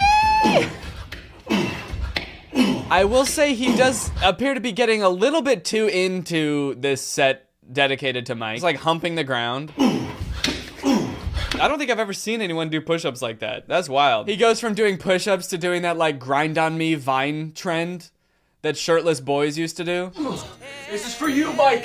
This is for you, buddy. I don't really know what to make of this whole primal lifestyle thing. I mean, he does seem happy. Like in all of his videos, he's smiling. So maybe there's something to this. I don't know. He definitely seems happy. I guess, you know, it could just be because he spent like the past 20 years living his life completely unchecked by anybody. He's just been like eating whatever he wants, and apparently no one around him has told him like, hey, don't you think it's kind of weird that you walk around without a shirt on all the time? Also, he's like rich, so maybe that helps too. I'm kind of curious to see what his day-to-day life is like, so let's check out this video inside Liver King's home. Exclusive house tour. Liver King here. Welcome to my cave. First thing I want to show you is this sign. It says cell phone reception goes here, and by here, that really means this Faraday cage. And that Faraday cage is gonna make sure to block all the EMFs from the phone so we can maintain this healthy, pristine environment that we created. This is my office. This is where stuff gets done. This is my standing off. Wait, he's got a gun? That just changed my whole perspective of this dude. It makes sense, but no sense at the same time. This dude has a gun? That goes against everything I thought I knew about him. The ancestral lifestyle? And you go hunting with that? Did they have that, Brian? Did they have that back then? How does this dude have every phone in his house like locked in a garbage can so that they don't like throw off the vibe? But his gun is just like, he just kind of like threw it on the table. That can go there. That never hurt anybody. In the evenings, this is where I come to relax. I sit down on this pew. That says so much about him. Sometimes when I want to relax and I don't want to lay on my hard wooden bed, I'll come out and sit on this cold wooden bench. I'll just sort of sit here in the dark and think about my life. And I just have all the lights off, and people walk by and they don't even see me here.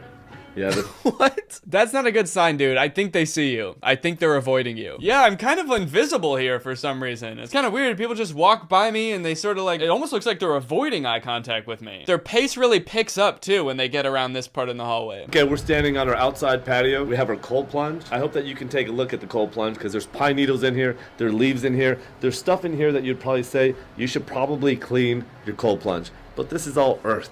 This is all stuff that's gonna help your skin biome. This is just getting the earth on you. Yeah, you can see some pine needles in there, dirt, bugs, broken glass, shit, a dead squirrel. It's all good for you though. Human remains there. This is an active crime scene actually, so. And I'll just sort of hop in there and swim around with my mouth wide open and just take in all that good stuff into my body. It's good for you. Also, does he say it's good for your skin biome? This is all stuff that's gonna help your skin biome. I did not know I had a skin biome.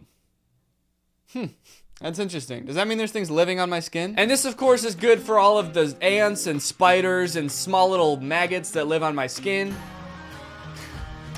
And he's got jet skis too. This dude is like the most peaceful, serene guy, except for when it comes to like shooting guns and riding jet skis, I guess. I wonder if he does all the fun stuff when his kids and wife go to bed. He's like, all right, kids, I'll see you tomorrow for another day of simulated hunting and foraging in the woods for berries. Then he like hops on his jet ski and just like rips around the lake shooting his gun. Yeah! Goes to a strip club. His wife's like, honey, where were you last night? He was like, oh, I was on the pew. You didn't see me? I was on my little bench. All right, guys, well, I hope that gave you some good insight and some tips on staying healthy this year. But now let's talk about our sponsor, Inkbox Tattoos. Hey, you're probably wondering how I got this cool-ass ghost on my arm, aren't you? Or maybe you're a little more focused on this sweet little snake. Oh, what? Oh, what's that? Is that a little bumblebee? Is that a tiny little bumblebee on my fingy? You might even be asking yourself, Danny, did you just go get 3 permanent tattoos in between the last segment of the video and this segment of the video? Hell no. I don't have that kind of time. Look, guys, sometimes you just want to change up your look, express yourself a little bit, put some fun art on your skin, but you don't want to permanently change the way your body looks, right? Like, you might want a little bumblebee on your finger right now, but you might not want that forever, which is why Inkbox is the perfect way to express yourself with their For Now ink. Each tattoo lasts about 1 to 2 weeks and then fades as your skin just like naturally regenerates. They're easy to apply and you do it at home. You don't even need like a wet rag. You just stick it on your skin. You don't have to spend hours sitting in a chair at a tattoo parlor. You just slap it on and you got 1 to 2 weeks of a fresh new look. Inkbox has thousands of cool designs to choose from on their website. I have even curated a few, which you can check out by clicking the link in the description. And you can also upload your own images to create custom tattoos, which I think would be really great if you were thinking about getting a permanent tattoo and you wanted to see how it would look on your skin. I think their designs are really cool. They've got a lot of like intricate designs. This snake is pretty detailed. This bumblebee is actually very detailed for how small it is. And lucky for you guys, if you're interested in Inkbox tattoos, I've got a promo code for you, Danny BOGO. That stands for buy one, get one free, which is valid until February 28th. So if you want to change up your look, express yourself, maybe try out a permanent tattoo before you get it, head on over to the link in the description. Thank you to Inkbox for sponsoring this video, and thank you to you guys for checking out Inkbox. All right, thank you guys for watching this video. I will be back very soon with another video. I'm going to be trying to post even more frequently this year, so make sure you're subscribed. Also, I've been posting on my second channel a little bit more lately, so if you want even more content, head on over there. There's some fun, like, off-the-cuff videos that I think are good if you're looking for a little bit more content, and I'll see you guys next time. Bye. You would not believe your eyes if 10 million fireflies. What's up, Greg? I hope you're having a great day. Welcome back to another episode of reacting to everything that you told me to. So because my channel is largely based on me doing commentary on things on the internet and movies and stuff, I get like a ton of suggestions for things to watch and react to on my channel and do commentary on. That's honestly how I get a lot of my ideas for videos, is from you guys. And sometimes they're great ideas and I can make an entire video based off one idea, but sometimes the ideas are so little that I can't really make like a full video about just like that one thing, because I generally like to make longer videos. So if it's just like a small clip to react to, then I can't really make a whole video about that, but I still kind of want to explore some of those ideas. So I tweeted, hey, send me links to anything you want me to react to. I'm trying to see something. So that's what we're going to be doing today. We're going to be looking at all of your suggestions for things that I should make videos about. Because you know what? Most of my ideas come from you guys anyway, so I might as well just go straight to the source. All right, let's check this out. All right, straight away I'm noticing that like none of the top responses are links. They're just people saying things. The Akinator app. Hooters had an airline. Guys, I said link. Literally nobody is sending links. Also, Hooters had an airline? Is that real? I kind of don't want to look it up just because this person didn't send a link. But you know what? I'm going to look it up. Hooters airline. Hooters Air was an airline headquartered in Myrtle Beach, South Carolina. Oh yeah, look, there he goes. Hooters Air. What is the purpose of this? I mean, I've heard they have good wings, but I didn't know they were that great. To fly a whole plane? Shoot. Wow, this sounds like a great idea. I feel like I've heard many accounts of women who work at Hooters being like harassed by middle-aged men who are patrons of the restaurant. So I can't think of any better idea than like trapping them in the sky with these dudes for hours at a time while they fly over the ocean. That sounds like a pretty sick idea. This Raccoon Whisperer, it's kind of cool in a way. Okay, it's a video called Mobbed by Raccoons. 25, Tuesday night. I got 3 more pounds of hot dogs. Here. You eat that. It's just a dude feeding hot dogs to raccoons? All right, you ready? Wait, let's sit down. Wait. Okay, honestly, This is my type of content right here. So whoever sent me this, thank you. This is the type of stuff, honestly, that I watch on YouTube. There's this one channel that I watched for a while that was about this dude that had multiple raccoons as pets. They were named like Tito and Cheeto, and he just had raccoons as pets in his house, and he lost one, and it was really sad. This looks awesome. Also, I like how he's telling them to sit and like hold on as if they have any idea what that means. These raccoons do not look trained at all. They just look very fat and very handsy. They don't know what wait means, dude. If you want them to wait, you're gonna have to teach them how. Okay. Wait!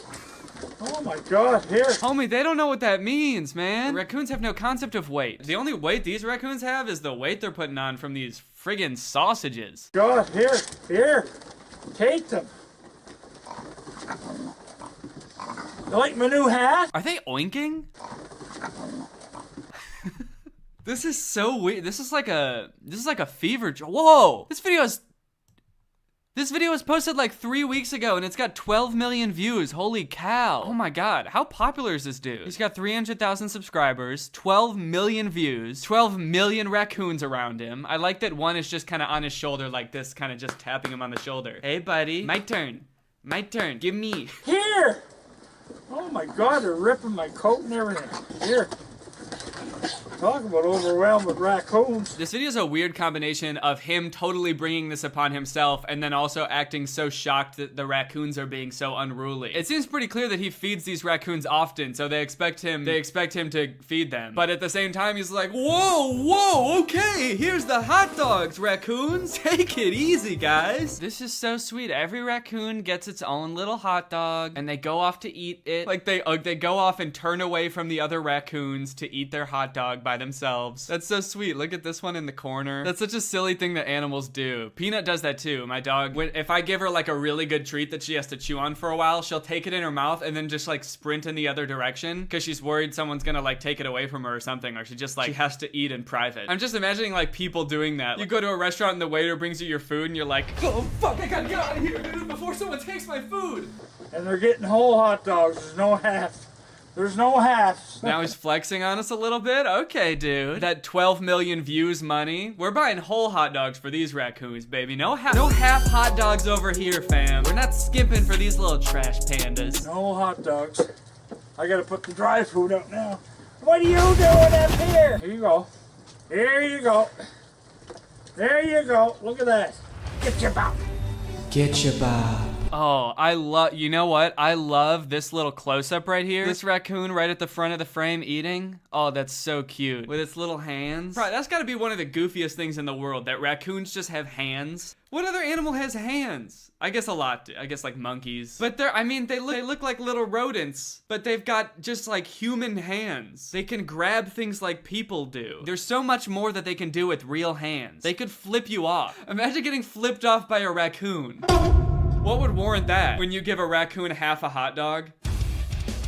Oh, you messed up now, buddy. You messed up big time now. Imagine getting slapped by a raccoon. Yeah, honestly, that would be cute as hell. Getting slapped by a raccoon, that would be so cute. I would actually pay money to have a raccoon slap me. Well, that's enough for that. We're gonna put the dry food out.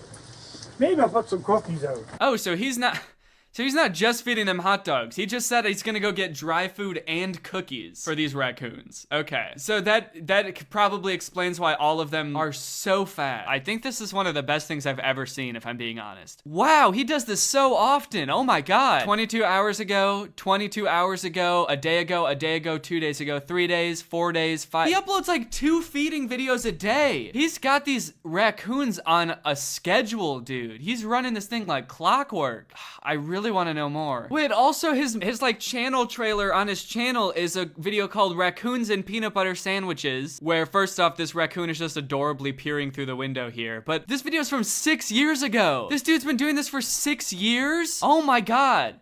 This dude's been feeding raccoons every day for 6 years. This is wild. Okay, I'm subscribing to this channel. I need to stay up to date on this. I'll update you guys if anything crazy happens. This is so cool. I feel like people are gonna think I'm really overreacting to this, but I really like this. This is great. I can't keep watching this because the whole video will become about raccoons if I keep watching this. And I said at the beginning that I was gonna do multiple topics in this video, so We're doing it. React to music. What? So this is music, huh? Huh, that's crazy. I've always heard about this stuff, but I never gave it a good shot until right now. And honestly, I hope I don't get too much flack for this, but this is kinda cringe. Someone just sent me a My Chemical Romance cover of All I Want for Christmas Is You. Are you just trying to get me demonetized? I don't want to get copyright claimed on my videos. I'm not just gonna react to an entire song. Okay, again, this is not a link. This is just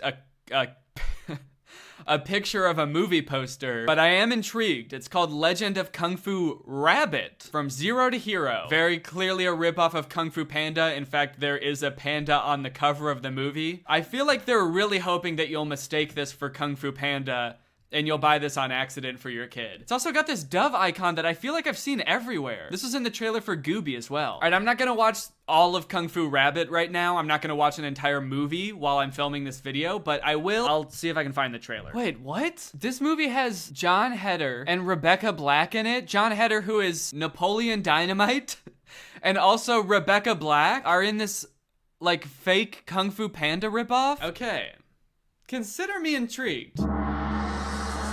In a land of honor, many have fought over the mysteries of Kung Fu.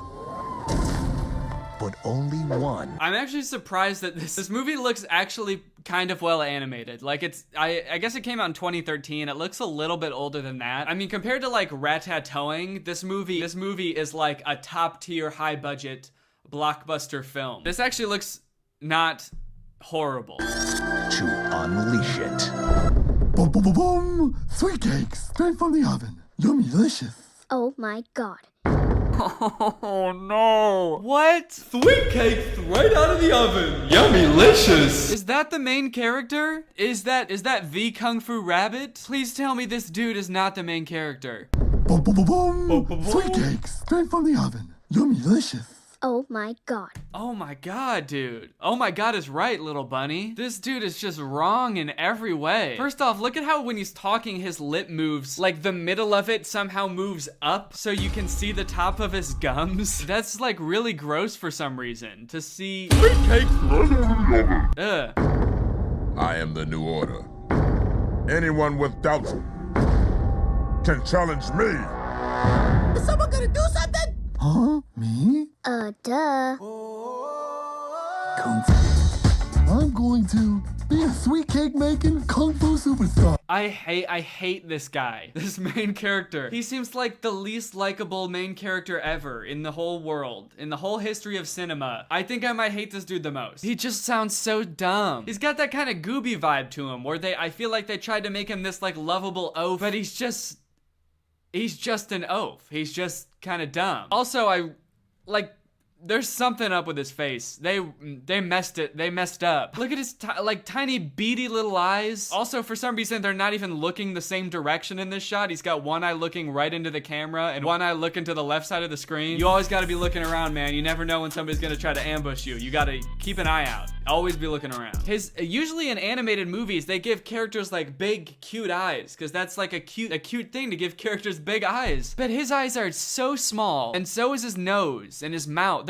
Every feature on his face is small and spread out. He's just got this large face with tiny features on it. It's not right. Jon Heder, Tom Arnold, Rebecca Black, Claire Gear. But that was weird. They just listed like a bunch of famous actors that are supposedly voice acting in this movie, but then the clips that they showed to show those famous actors, the character didn't have any speaking lines. They were kind of just like jumping through the air and grunting. Jon Heder, Tom Arnold, Rebecca Black.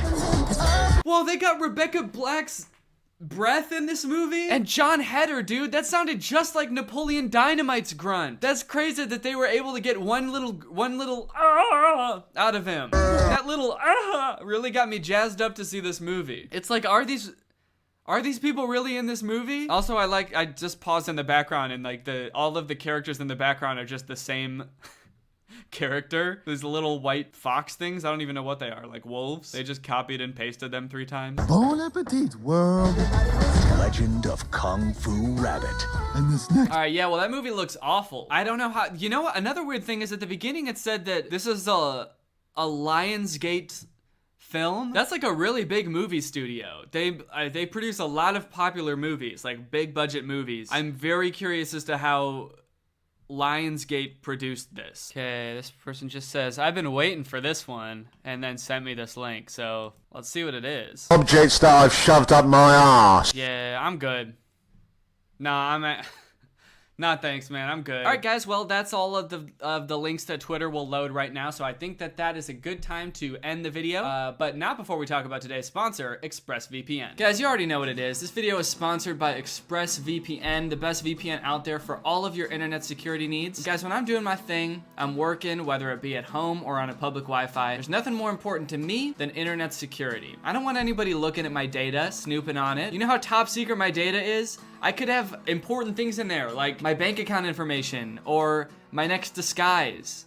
I don't want people looking at that, which is why I have ExpressVPN on all of my devices. I've got it on this laptop, I've got it on my phone, I've got it on my desktop, I've got it on everything, because you never know when your data might be vulnerable. And also, there's other things that it does too. So not only does ExpressVPN offer you anonymity from your ISP and online advertisers, you can also use it to unblock content that's not available in your area. For example, the movie The Shawshank Redemption isn't available on Netflix in the US, but it is available on Netflix in France. So if you switch your server location to France, all of a sudden you can watch it. ExpressVPN is super easy to use. You literally just open it, you press the connect button. If you want to change your server locations, they're listed out super easily. You just click on one, hit connect, and you're good to go. You don't really need any technical knowledge. There's a few reasons why I think ExpressVPN is the best VPN out there. First off, they have the fastest speeds out of any VPN. They've got 24/7 customer support, so you can get help whenever you might need it. And they've been consistently rated the #1 VPN by a bunch of different sources, CNET, TechRadar, The Verge, and many more. So find out how you can get 3 months free by going to the link in the description. That's expressvpn.com/Danny Gonzalez. That's expressvpn.com/Danny Gonzalez. Thank you to ExpressVPN for sponsoring this video, and thank you to you guys for checking out ExpressVPN. All right, guys, well, I hope you enjoyed this video. If you're new here and you're not subscribed yet, make sure you subscribe and turn on my notifications to join Greg, and I will see you guys next time. Bye. This video is over now. Go find something else to watch, or just watch this video. I know we had a lot of fun, but you can't stay on this end screen forever. This video is over now. So why are you still watching this? Hello everybody, and welcome back to the second channel. Thank you for joining me today. We're going to be looking at the subreddit. I haven't popped in there in a few days, so I hope that there's some interesting stuff in there. Maybe some silly stuff. Maybe we'll get a little bit goofy, a little bit wacky, you never know. So let's go ahead and sort by top. Let's go ahead and go this month. I haven't been there in like 2 weeks, I think, so let's check out this past month of posts. Also, this video is sponsored by Dragon City. Click the link in the description or scan this QR code to download the game. It's free, and you'll get a free special starter pack that includes food, gold, and the Flame Knight Dragon. Stick around to the end of the video to learn more. Okay, a couple updates here. My post from the last episode is currently like the most popular post on the subreddit in the past month. Actually, I wonder if, like, I think it's the most popular post ever. Yo! I have the most, okay, sick. Dude, it is. I have the most popular post ever on my subreddit. People have given it over 145 awards. Kind of ironic on a post that I'm literally saying you guys can have the awards. You don't have to give me all the awards. And yet, the people want what the people want, man, I guess. The people have spoken. I guess this entire revolution narrative was for naught, in a sense. Okay, holy shit. Also, it looks like there's been a lot of growth on the subreddit. We have almost 80,000 Gregs. Somehow this post has been viewed by 137,000 people. How does that work? How is this showing up for people that aren't in the Danny Gonzalez subreddit? I don't know enough about Reddit to know how that works. Did this get on like the front page of Reddit? I feel like I would have heard about that if that were the case, so I don't think so. But I guess Reddit has some kind of algorithm, and it's been recommending this specific post to people. It's like, hey, you're in the history porn subreddit? Well, just so you know, the Gregolution is over on the Danny Gonzalez subreddit, so I think it's time to head on over there. People who have no idea who I am. And it looks like there's been some more Dream Danny lore as well. I feel like the subreddit is becoming increasingly more and more like inside jokes. Like you have to watch every video to understand everything that's going on, which I don't really know if that's a good thing, because like none of these posts are gonna make any sense to new people. But if you haven't been watching, I've been trying to establish myself as like a sort of a sleep paralysis demon of sorts. And honestly, it looks like it's been working. been seeing posts on the subreddit of people saying that they've had dreams about me. I don't know if they've been like sleep paralysis type things or if they've just been dreams, but I'm cool with whatever, you know, as long as I'm showing up in people's dreams. I think my ultimate goal is to have people who don't know who I am start dreaming about me. I don't know how I'm gonna get there, but propaganda like this shit will definitely help. Have you seen this man? This man has been commonly found within the dreams of millions of people worldwide, typically asking to follow the cat. Yeah, that's real nice. That's real creepy. I wonder if you added these dark circles around my eyes or if you literally just boosted the contrast on this picture and that happened, because that is kind of concerning. Oh shit, someone commented right under this a dream they had about me. I actually had a pretty strange dream with Danny in it. So in the dream, I was hanging out with my friends in a big parking lot at night. We saw a construction shed and decided to go in it, and it wasn't big enough for all of us, so they locked me outside. At that moment, I happened to notice a figure off in the distance, then it proceeds to speed towards me. As he stepped into the light, I knew who it was, Danny. I started to jiggle the door to the shed and bang. I looked back, the bastard was smiling and was very close now. Okay, I like where this is going. I'm horrifying. I think you meant to say I had a pretty strange nightmare with Danny in it, actually. Then he said, "You can see me," in a creepy falsetto. You can see me? Why can't I do a falsetto right now?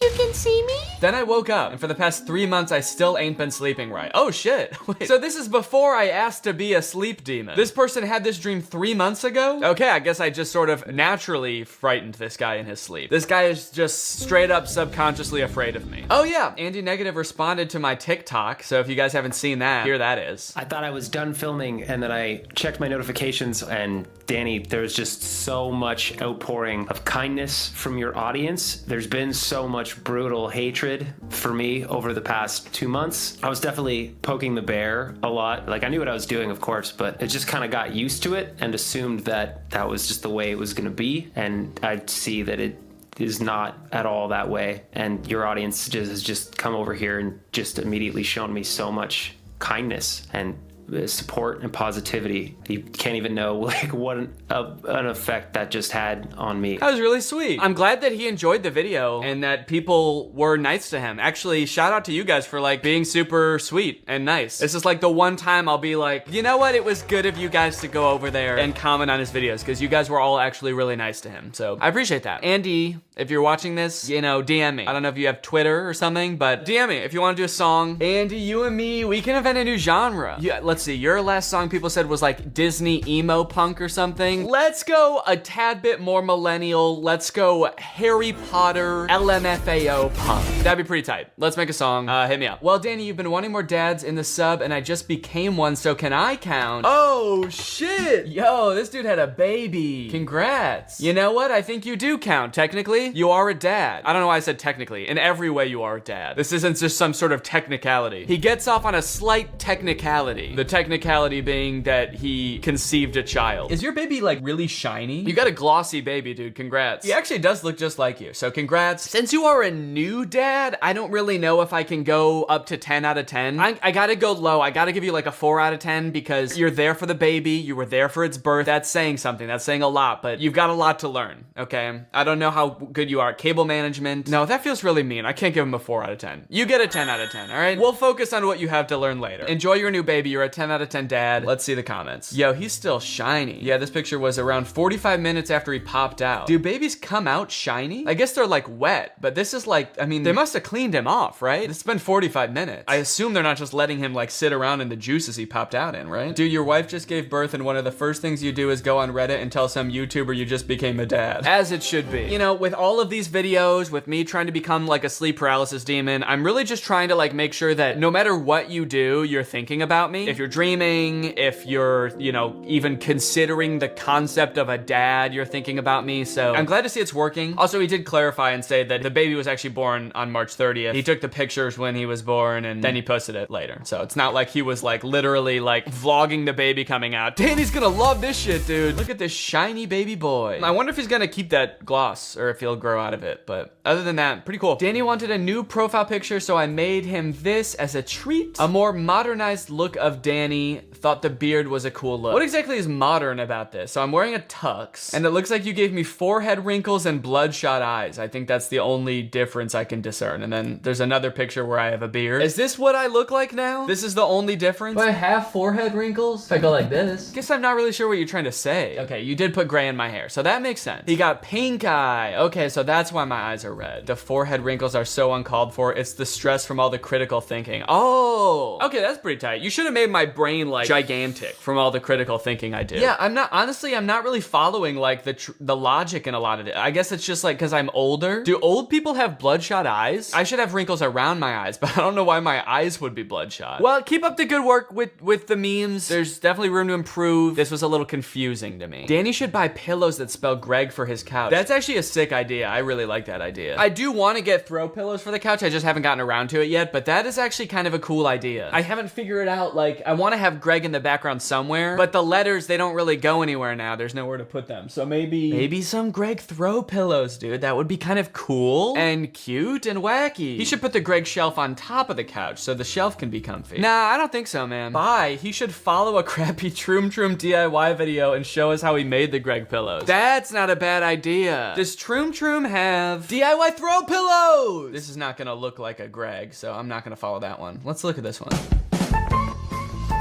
Okay, they just straight up drew these on marker. I'm not gonna do that. I want these to look nice, you know? I don't know about following a Troom Troom tutorial, actually. This is gonna look like shit. Yeah, they straight up just got out markers, and then they just drew that shit by hand. Yeah, that's gonna look like ass. How about like a 5-minute crafts? 13 awesome pillow and blanket ideas that are so easy to make. I can turn a sweater into a pillow. I can turn a shirt into a pillow. I bet I could repurpose this idea into making a Greg throw pillow. Do I want GREG pillows, or do I want just one pillow that says Greg? Depends. Also, what color should I go for? A lot to think about. I will revisit this idea. I like this a lot. Can I just buy alphabet pillows? Personalized initial pillows. Oh, these actually look kind of cool. What colors do they have? Blue or pink? Oh. Guess I gotta pick blue because I'm a boy. Oh, would pink look kind of cool back there? Okay, so this is definitely a possibility. There's a possibility I could make this happen, and it is possible to do. I'll update you guys on this as I find out more. Danny and his cousin Zayden meeting their favorite musician Fox Season, aka Ned Flames. Man, I don't know about you guys, but this looks like 3 distinct and different people. And I wouldn't think these people are the same people at all. This could be the same guy disguising himself as 3 different people, and I'd have no idea. I'd have no clue because they look so different and unique. I found this drawing from like a year ago. No wonder I gave up on realism. Yeah, man. No, it's really good, dude. Come on, don't give up. It's great. Look, it looks just like me. Or actually, I wish I looked like that. I wish you actually drew me better than I even am. So good job. It's definitely a drawing. I definitely put a pencil on some paper. Yeah, you did. You put some pencil on some paper. And honestly, this is better than I could do. He kind of looks like Elon Musk. Oh, I kind of do, I guess. This is Danny after 1 year on the Liver King diet. Put a beard on me and make me jacked. Actually, I do kind of look like strong. I feel like I've got like very like round, big shoulders. I do look kind of jacked. I feel like I'm very wide. Maybe this is me after a Liver King diet. Petition to bring back This Is Over Now at the end of main channel videos. I feel like I've seen more people talking about this recently. I don't remember when I stopped using the song, but I feel like it was like a year ago. So it's kind of interesting that people are just like talking about it now. Let me look and see if I can go back to like whenever the last time I used this song is. The reason I stopped using it is just honestly got a little bit lazy and just was like tired of throwing it in at the end of a video. And you know, YouTube is always talking about like retention. And so if there's just like unnecessary stuff at the end of a video and people aren't gonna watch it, I feel like it hurts your retention or whatever. This was from March of last year. Outro, I'm gonna use all the footage. Bye. Over a year ago, and I wasn't using the song then. At the end of 2020, I was using the outro song. Let's solve this mystery together. When did Danny stop using the song? I do not remember. Okay, in June of 2021, I was using the song. So I guess I took a break from it for a little bit. I didn't use it here. I did use it here. Let's go a little bit further. Okay, now I am using it in July of 2021. Let's go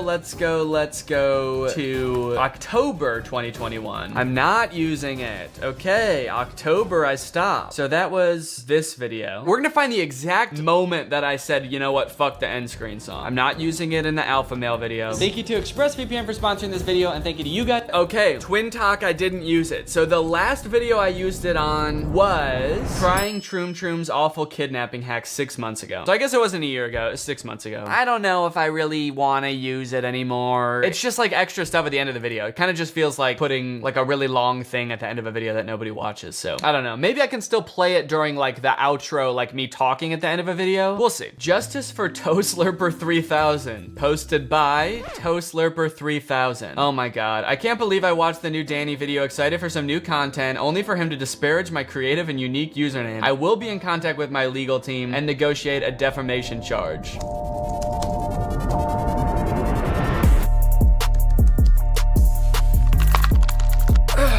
That ought to do it. That takes care of that. Oh, dude. Panda Puffkin back with some fucking sick fan art. Panda Puffkin, you made my Twitch emotes too. This is so cool. I look like a god. That's how I prefer to be depicted, so thank you for this. Oh, posting on Drew's subreddit as well, I see. Interesting. I'm making the rounds. Did I already talk about these? Maybe I've already seen these. That's so cute. Yeah, you got the best art. Hard Rock Nick just texted my friends LMAO. Can you like my last 25 posts on Instagram? They need more oiks. I got you. Thank you, Jack. Oh, there's more pictures. I bought a Ferrari. Dude, oh my god, that guy's so weird. I don't even like talking about him because he's so creepy. What's up, Nick? Your chain is sick. Thank you. I just bought a Ferrari. Yo, you like my chain? You know what you're really gonna like is the car that I didn't buy. You know what? Sometimes I say don't message people because I don't want to send people over to harass them. Don't message Hard Rock Nick because he's fucking weird and he's creepy. So don't message him. Okay, I think we've gone through all the top of the month. Let's look at top of the week and see if there's any here. Yo, that's cool. Danny's room in Lego, very accurate and wholesome. Yeah, I don't really know if I would have put that face on the Nutcracker also. That's a little bit disturbing, but this is pretty cool. And you added the new couch. Let's go. Danny, please, where can I get this shirt? It's literally so cool. Please, I'm desperate. Dude, I've never gotten so many nice comments about a shirt in a video before than when I wore this shirt. I was kind of worried people would think it was dumb. It's just from Urban Outfitters, and it looks like people already found it. Yep, there it is. There's the one. I'm glad I got so many nice comments about it. It was kind of sweet, honestly. I was like, guys, goddamn. I wonder if like sales for this specific shirt skyrocketed after my video. Okay, now let's go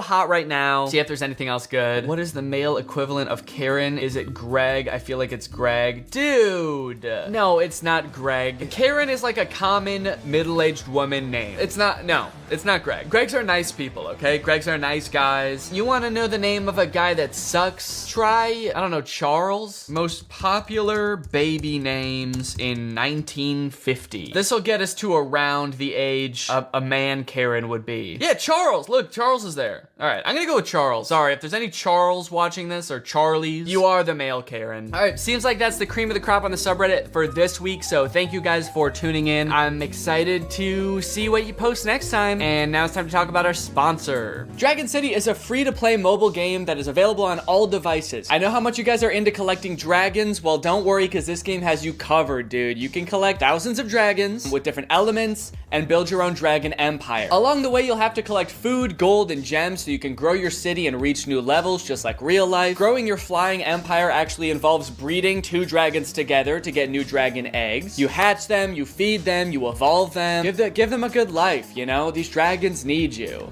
And then after that, you're gonna train them and send them into battle to make them more powerful. You can challenge your friends to dragon fights, meet them up in a PvP match in combat or arena fights. You can join an alliance, meet up with other dragon masters. And if you join the battle pass and participate in the weekly minigames, you can win daily prizes and dragons. Also, apparently there are dragons for a bunch of YouTubers. So maybe your favorite YouTuber has a dragon. Dream has a dragon. George is not found. Darman has his own dragon. So download the game by clicking the link in the description or scanning this QR code, and you will get a free special starter pack that includes 15,000 food, 30,000 gold, and the Flame Knight Dragon. Bye.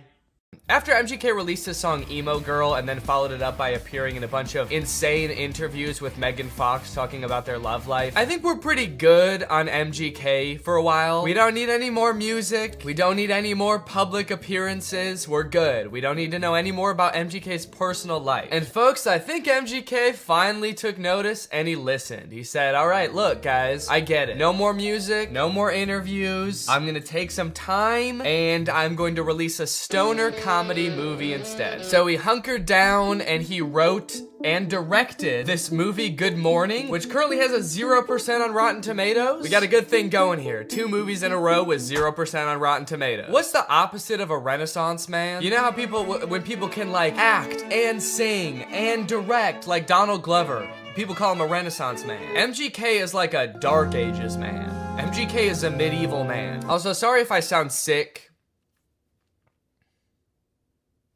Sorry. The moment this movie starts, MGK, aka his character London Clash, gets kind of a weird good morning text from his girlfriend Apple. Who's texting me?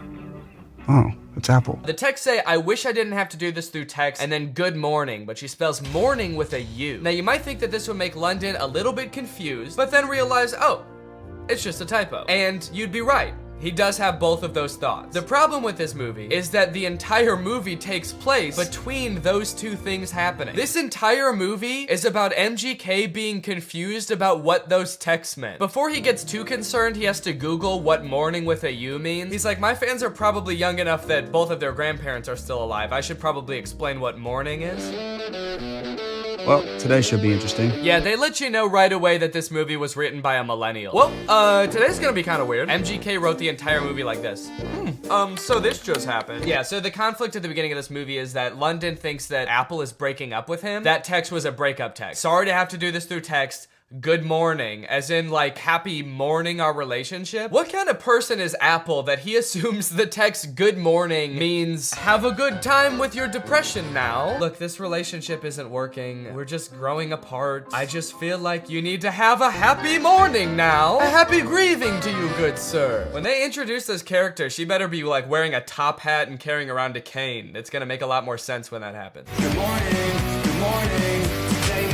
Today might suck, guys. I'm adulting today. All right, guys, it's time to attend the MGK School of Acting. You're about to step into an ice-cold shower. How do you react when the water hits your body? Shiver! Rub your arms to make yourself warm. Okay, those are good answers. Let's ask Professor Gun Kelly. Ooh, sorry, you guys all get Fs. Your punishment? You have to look at MGK's ass. That is just horrendous. I never wanted to see that. You know why it sucks when you're going through it with your partner? You're not going through it with your partner. She sent you one understandable typo, dude. Everything's fine. You're fine. Yo, does this look like a breakup text to you, or am I tripping? Yes. Yeah, dude, take it from the weirdest looking man you've ever seen who falls asleep in his cereal mid-conversation. That's a breakup text. I don't mean to shame this man's appearance. I think Cody Ko looks great here. This is Cody Ko if TMG made hyperpop music. This man has never sent a normal text in his life. I'm surprised he wasn't like, no, that's about as incoherent and cryptic as I usually am in my text. You're probably fine. His friend is clearly sick. At the beginning of the scene, he throws up on the microwave, and at the end of the scene, he drowns in his cereal bowl, and MGK leaves him to die. MGK, your friend is sick. Help him. And so am I. Goddamn. Also, just like a fun little continuity note, at the beginning of this scene, there wasn't a water bottle on the table, and then at the end of the scene, there is. So, that's probably why this movie has a 0% on Rotten Tomatoes. Ass continuity. I'm a stickler for details. Meet Kennedy. Uh-oh, guys. Megan Fox is here, and she is not like other girls. Megan Fox plays a girl named Kennedy, who's actually not the main love interest in this movie. Her character is actually lesbian, and at the beginning of this movie, MGK explains how, like, she hates boys, but she lives with all these boys, and so she's moving out, which MGK explains right after he forgets his line. It's in rice. Come on, you got it, dude. You wrote the movie, you should know it.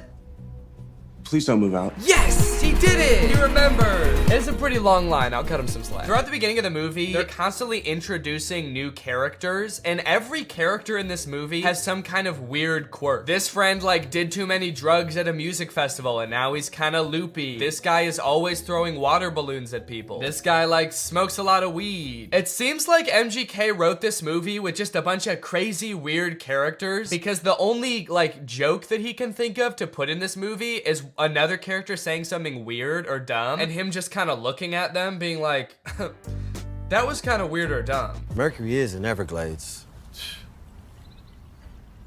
It's retrograde, Leo. Every time he introduces a new character, there's narration that explains what the weird quirk about these characters are. This is Angel. Meet Maxine Goldberg. But they kind of don't like explain really what I want to know about these characters. This is Dylan. I met him when he was working at In-N-Out and he used to hook me up with free burgers and shakes. He's been my boy ever since. We don't care that he used to work at In-N-Out. That is so irrelevant. Please tell us why he's so sick. Why is he throwing up and passing out? That's more interesting. The reason that London Clash is so rich and cool that he lives in Rice Gum's house is that he is an actor. So throughout the movie, he's doing actor type things. Like he films this self-audition tape. I don't really know what he's auditioning for. It kind of seems like he's auditioning for everything and also nothing all at once. Okay, this is my impersonation of Draco Malfoy. Looking for drugs. Where's the pot, Potter?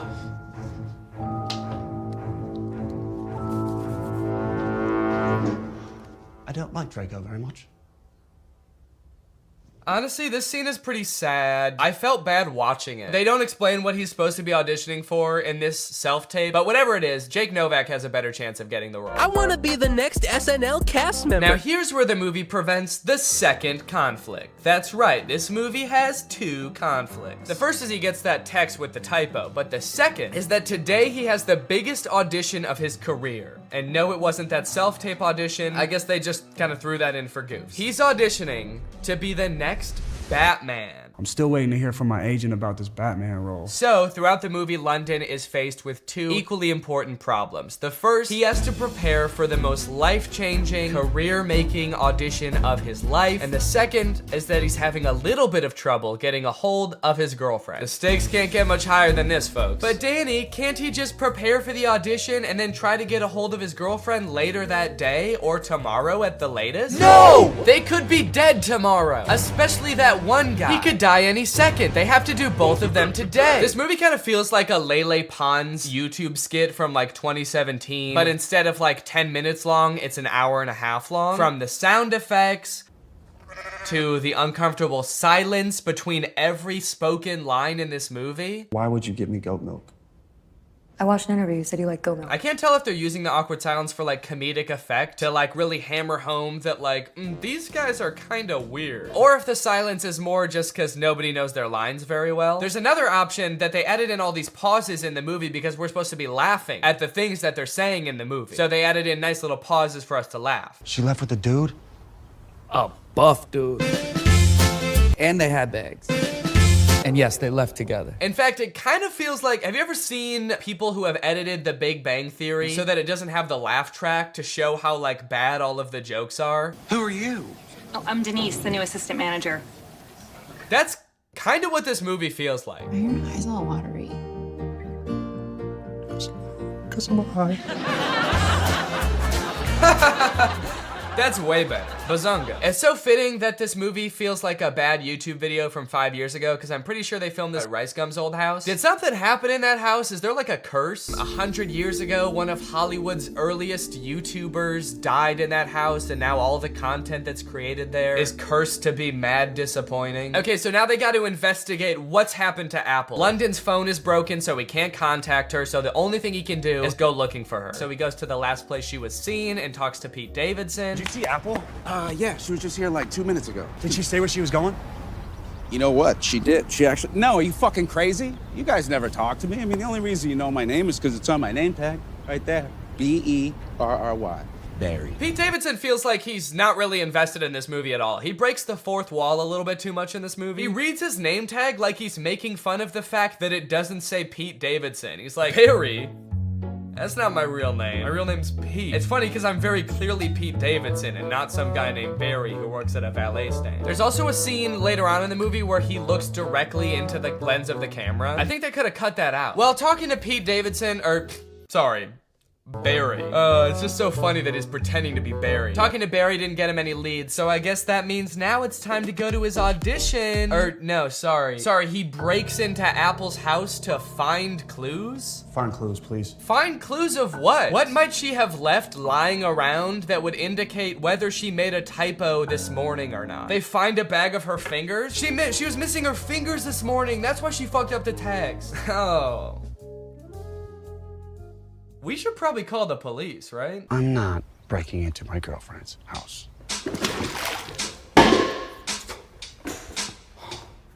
Can't believe I'm breaking into my girlfriend's house. Me neither, dude. Your life is pretty crazy. London Clash is so dumb. He makes the worst decisions at every move in this movie, okay? While they're in Apple's house, one of London's friends knocks over every single urn on the mantle and ashes go everywhere. And so they're like, oh shit, we have to put back the urns and then refill the ashes. But they're like, the only problem is, where are we supposed to find ashes? Where are we gonna find enough ashes to fill up these urns? But like, they didn't lose the ashes. They all just fell on the floor. They could just sweep them up and put them back in urns. It's like MGK was like constantly forgetting what previously happened in movies, and so the plot is being driven forward by things that just aren't problems. So anyway, as I said, this is a stoner comedy. You can probably guess the solution they think of to produce a bunch of ashes to fill back up the urns. I'm stoner. Yep, they're gonna smoke a bunch of weed. Ah, bunch of weed. This movie's crazy. They're gonna smoke a bunch of weed. Well, at least this dumbass plan that doesn't make any sense is gonna result in like some crazy shit happening, right? Something funny's bound to happen now, right?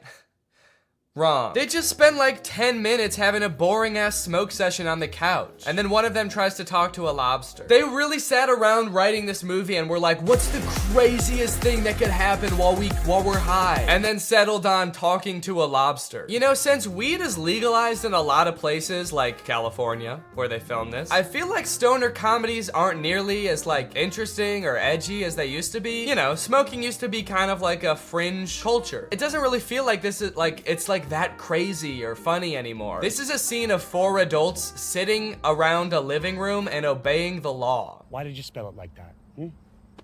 It's a typo. Oh my god, it was a typo all along? Who would have guessed that? So I guess now the movie can end now, right? The movie can't end now, right?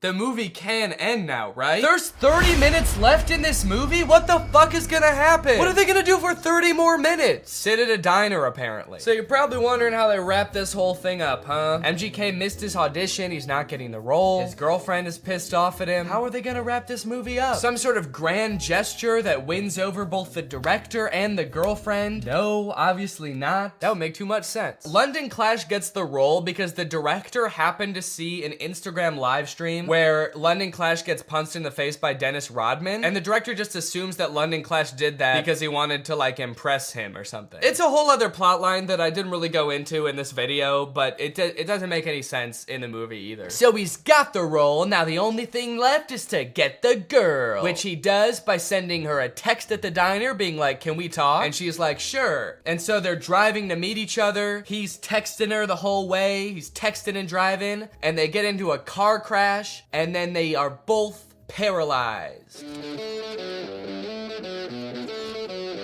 That face says it all. That just happened. That's the resolution. He almost murders her. Irresponsible. He was texting and driving and he almost murders his girlfriend, and that's how it ends. After the credits roll, there's like a fun little blooper reel where we get to see the actors like messing around and not knowing their lines very well, which would have been a lot more fun if I hadn't felt like I had just watched an hour and a half of exactly that. Well, folks, what do you think? From rapper to pop punk icon to writer, director, and actor extraordinaire, which do you think MGK did best? Leave it in the comments down below. What do you think he'll get up to next? It's anyone's guess at this point. Professional fencer? Or maybe like a chef? He'll start just making food. That might be kind of sick. And you know what? All he would need to get started is HelloFresh. America's #1 meal kit and the sponsor of this video. Guys, I love HelloFresh. They send you fresh, quality produce from the farm to your door in less than a week, so you can savor delicious summer flavors right from home. I love getting a HelloFresh box because you know what it means? It means I don't have to worry about what I'm gonna eat for dinner every night. I'm not gonna find myself driving to some fast food chain to get a quick meal because I know I've got a quality meal that I can whip up in like 35 minutes right at home. And I know it's gonna be tasty. I know it's gonna be healthy. If you're trying to stick to a particular health goal, HelloFresh has you covered because they have veggie options, fit and wholesome options, and pescatarian options. So HelloFresh fits a variety of lifestyles. Their plans are super flexible. You can pause 1 week if you want to. You can add more food 1 week if you want to. And even if you're on vacation, you can change the delivery address to deliver to your vacation destination. And then you can have home-cooked meals when you're at the family reunion. HelloFresh is the very first carbon-neutral meal kit company, and nearly all of their packaging is recyclable. They help cut down on food waste because they send you pre-portioned ingredients so you're only using what you need. So if you want to check out HelloFresh and have a flavorful summer, then head on over to HelloFresh.com. Use my code TrulyGreg16 for up to 16 free meals and 3 surprise gifts. That's HelloFresh.com. Thanks to HelloFresh for sponsoring this video. Thank you to you guys for checking out HelloFresh. Now I'm going to do the outro of this video. All right, you guys, thank you for watching this video. I hope you enjoyed it. If you're new here and you're not subscribed yet, make sure you subscribe and turn on my notifications to join Greg. Greg is what I call my audience here on YouTube. We're the biggest and happiest family on YouTube. That is a scientific fact. Please do not look it up. Please do not fact check me because facts don't care about your feelings and I don't care about facts. All right, I'll see you guys next time. Bye. According to a study published by CBS News, most Americans believe in some kind of psychic phenomena, and 16% say that they themselves have experienced some kind of psychic ability.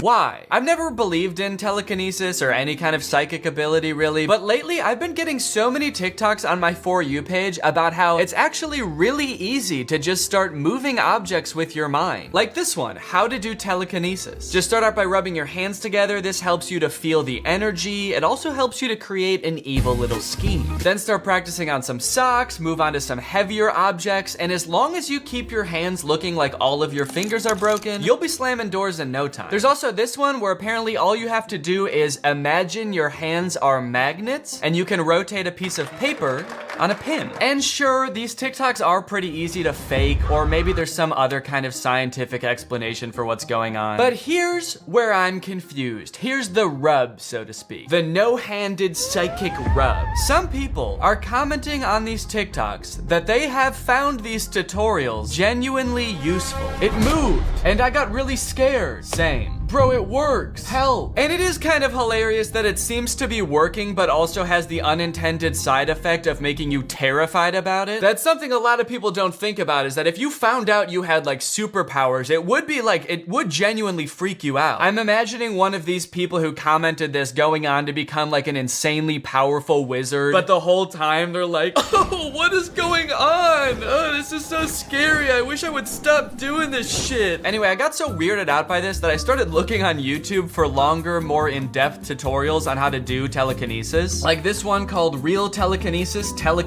Training. Because like TikTok, you can't really trust. You kind of expect people to be trolling on there. But on these videos, there are even more positive comments. You're right, it works. It does? Thank you so much for the video. It really helped. It did? How? They watched this one video and they were like, oh, okay, cool. I get it. I'm psychic now. I am typing this comment with my mind, and I just blew up a baby bird in my backyard. The more I look into it, the more confused I get. I don't believe in telekinesis, but there seems to be a pretty sizable group of people that think that it's real, and they can do it. And are doing it. So basically with this video, I want to find out what the hell is going on. There's a lot of telekinesis content out there on TikTok and YouTube and other websites. Is any of it real? And if so, can I do it? Because if I can, honestly, I'm gonna be pissed off. I would be so confused. That wouldn't make any sense. I would be the most confused and pissed off warlock the world has ever seen. Okay, so I think if we're gonna figure this out, the first thing we have to do is start with the basics. So we've got those first 2 TikToks that seem pretty easy and straightforward. And then there's this girl on YouTube, Guide of Limitless Truth, who has a bunch of telekinesis tutorials. So I'm just gonna check out her channel and see what she suggests. There is no right or wrong way of doing telekinesis. All techniques I use them intuitively. instinctively. I just do what feels right at the moment. Before you start Whoa! Okay. Before you start practicing telekinesis or any other form of manipulation, ask yourself first, why do you want to do it? I guess for one, I want to see if it works. And two, I don't know, it'd be kind of cool. I feel like it's something that would maybe make me special. You know, if I'm like the only one of my friends that can do this, it might be a little bit of an ego boost. I do not support the idea of doing it for an ego boost. No, dude. Okay, fine, I'll pick a different reason. I guess I'm sort of just dicking around. I'm just sort of goofing around a little bit. Is that a good reason? Telekinesis is not a superpower or anything supernatural. Well, I kind of feel like it is. Anyone can do it. That's good. And it does not make you better or more special. Oh my God, dude, how much of a disclaimer do we have to read? Holy cow. If you practice or you plan on practicing it, do it for the right reasons. Don't use telekinesis as a tool to fill your insecurities or as a way to think that you are better or more special than other people around you. Holy shit, dude. I like that all of this introductory stuff is about not using telekinesis to fill your insecurities. I do kind of feel like that's not a good sign for how good at telekinesis you can become. If there were people out there that were like really good at telekinesis, this disclaimer would probably be something more like, do not use telekinesis to blow up school buses. You guys have to stop getting revenge with telekinesis, okay? I know it's fun to make your principal do unlimited backflips, but that does not mean you should. In another video, she explains that the reason we can move things with our mind is because everything is connected. Either way, we are always connected with everything around us. Even temperature, like, God, everything affects us. We're not individuals, but rather we are all part of something bigger. We're all part of the universe, and so we're connected in that way. So it only makes sense that we can influence anything else in the universe. So let's connect to the universe. So I want to test these in a particular order. I'm going to test the one that I think is least likely to work first, and then work my way up to the most plausible one. So let's start with this one. How to do telekinesis. Start by rubbing your hands together to feel the energy. Okay, she's like rubbing it, and then, oh, okay, she's kind of going like this too, to see if she can feel the energy. All right, let's go. Okay. It is making my hands kind of tingly to do this, and then hold them like this. Maybe that's the energy. I'm making each hand tingle with the other. Soon I'll be making my socks tingle. Get a light object like socks and try to think of the item as a part of your body that can move. It's actually a lot easier if you keep your sock on your foot. That way it still is a part of your body. Then it's really easy to move. Ah, boing, boing. Okay. Here's my sock. Think of the object as part of your body. Okay. Go! You know how you shout at your body? Go! Okay, and then she lists a bunch of other steps like moving on to heavier objects like stone, and then finally she shuts a door. Don't really think I can move on to those until I move this sock, so let's give this another go. Feel the energy.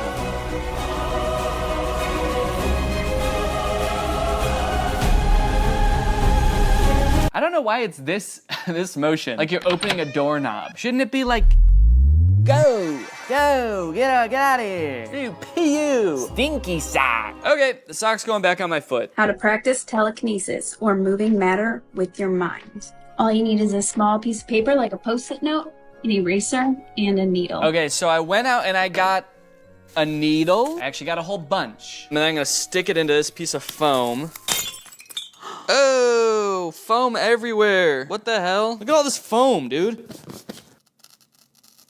Perfect. Okay, now I just plop this on here.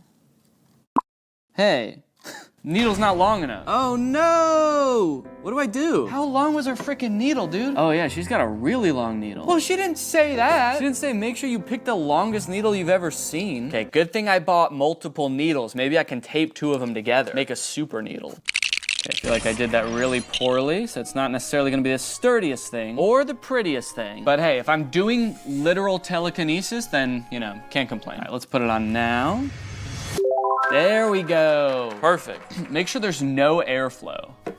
Well, there's always gonna be some airflow. Look, hey, that thing moved. There's always gonna be some airflow. Did that move because of my breath? I think it moved because I laughed. I went, oh.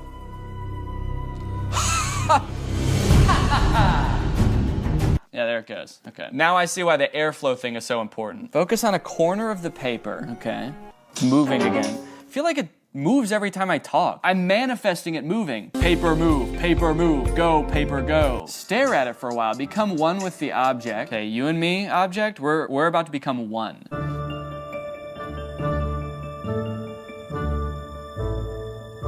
Okay, I think we're pretty much one. Okay, imagine your hands are magnets, and then she just goes. Let's give it a shot. I'm gonna imagine my hands are magnets. Whoa! Yo, dude, I'm fucking psychic. My theory here is that my hands are heating up the air next to it, and heat, you know, changes like the air current, because cold air rushes to hot air or something. It's like why tornadoes form, right? I think I almost made a tornado is what I'm trying to say. I gotta be careful.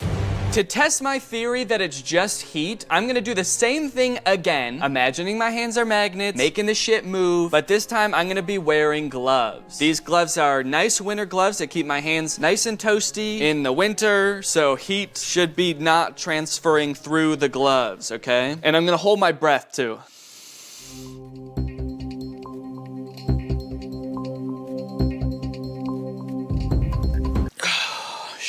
I can't hold my breath for that long. Well, it didn't move at all. I mean, like, so it kind of seems like it might have been the heat from my hands. Also, having my hands in gloves and going like this with them makes me feel like I'm murdering somebody. Okay, lastly, I'm gonna be following that girl's YouTube video where she was moving foil with her mind. I chose to do this one last because I'm most confident it's going to work because it's 100% just air. I am 100% confident that it is, yeah, 100% just air. It is kind of fun though.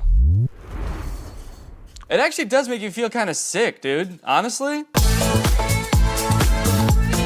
Okay, well, I guess that's that. It's just air. Crazy. Okay, so that obviously did not work. I guess in a way I probably should have known. This video I watched where this girl can only move a piece of foil is from 2 years ago. And as of 5 months ago, she can now move 2 pieces of foil.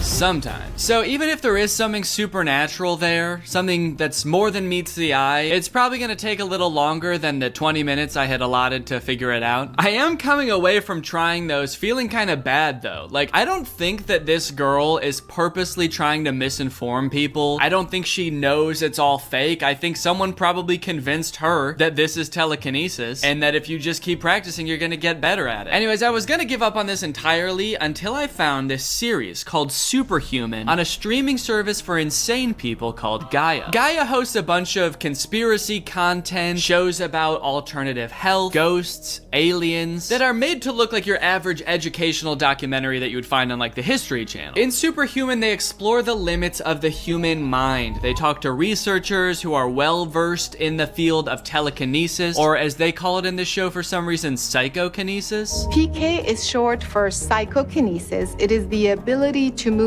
a physical object without physical contact. I don't know why they rebranded telekinesis to sound even more insane. This is not getting more people on board. No, guys, I don't believe in telekinesis, okay? I believe in wacky kinesis. To show off how psycho her kinesis can be, the host of this show, Caroline, takes her friend Rachel to meet with a psychokinesis practitioner, Sean. It is a meditation process in itself, in the way if you're too tense, it stops moving. When you relax, it starts moving again. If you don't give it enough time, it doesn't work. If you let go, it works. So I'm immediately getting the same vibe that I got from that YouTuber, where it feels like he wants it to be real so bad that he's just like making up reasons why sometimes it works and sometimes it doesn't. If you're too tense, it stops moving. When you relax, it starts moving again. Yeah, sometimes I have trouble getting the foil to move, but that's just because I care too much. It freaks the foil out. He does his little presentation and the foil won't move. He's like, no, the foil hates me. I knew it. The foil fucking hates me. And mine just started responding too, so I think we're sharing a field now. Oh my god, he and Rachel are sharing a field? It's the most romantic thing I've ever heard, dude. Is there something going on between Sean and Rachel? Caroline's over there by herself with her thing, like, yeah guys, I think I'm in the field too. Mine's moving. Sean's like, no, you're not. You're in your own field, all right? Me and Rachel are in a field together. I was wondering if I am here, if I'll have more ability. Sure, keep going. Sure, go for it. It's all fake anyway, so do whatever you want. I just feel like if this dude Sean has been at it for years, and the best he can do is move foil sometimes, but he can't even figure out like why it moves, then even if psychokinesis is real, it's just not good. How about that? Yeah, here's a new take actually. Psychokinesis is real, it just sucks. Okay, but here's where things get even crazier. Here's where the real shit starts, all right? Here's where Caroline travels to the UK to meet with an exceptional group of young children. First stop is in the UK, where we encounter children who are using blindfolds to access their superhuman abilities. What do you mean you just encountered them? You just find these kids? And now tell me what's on this card.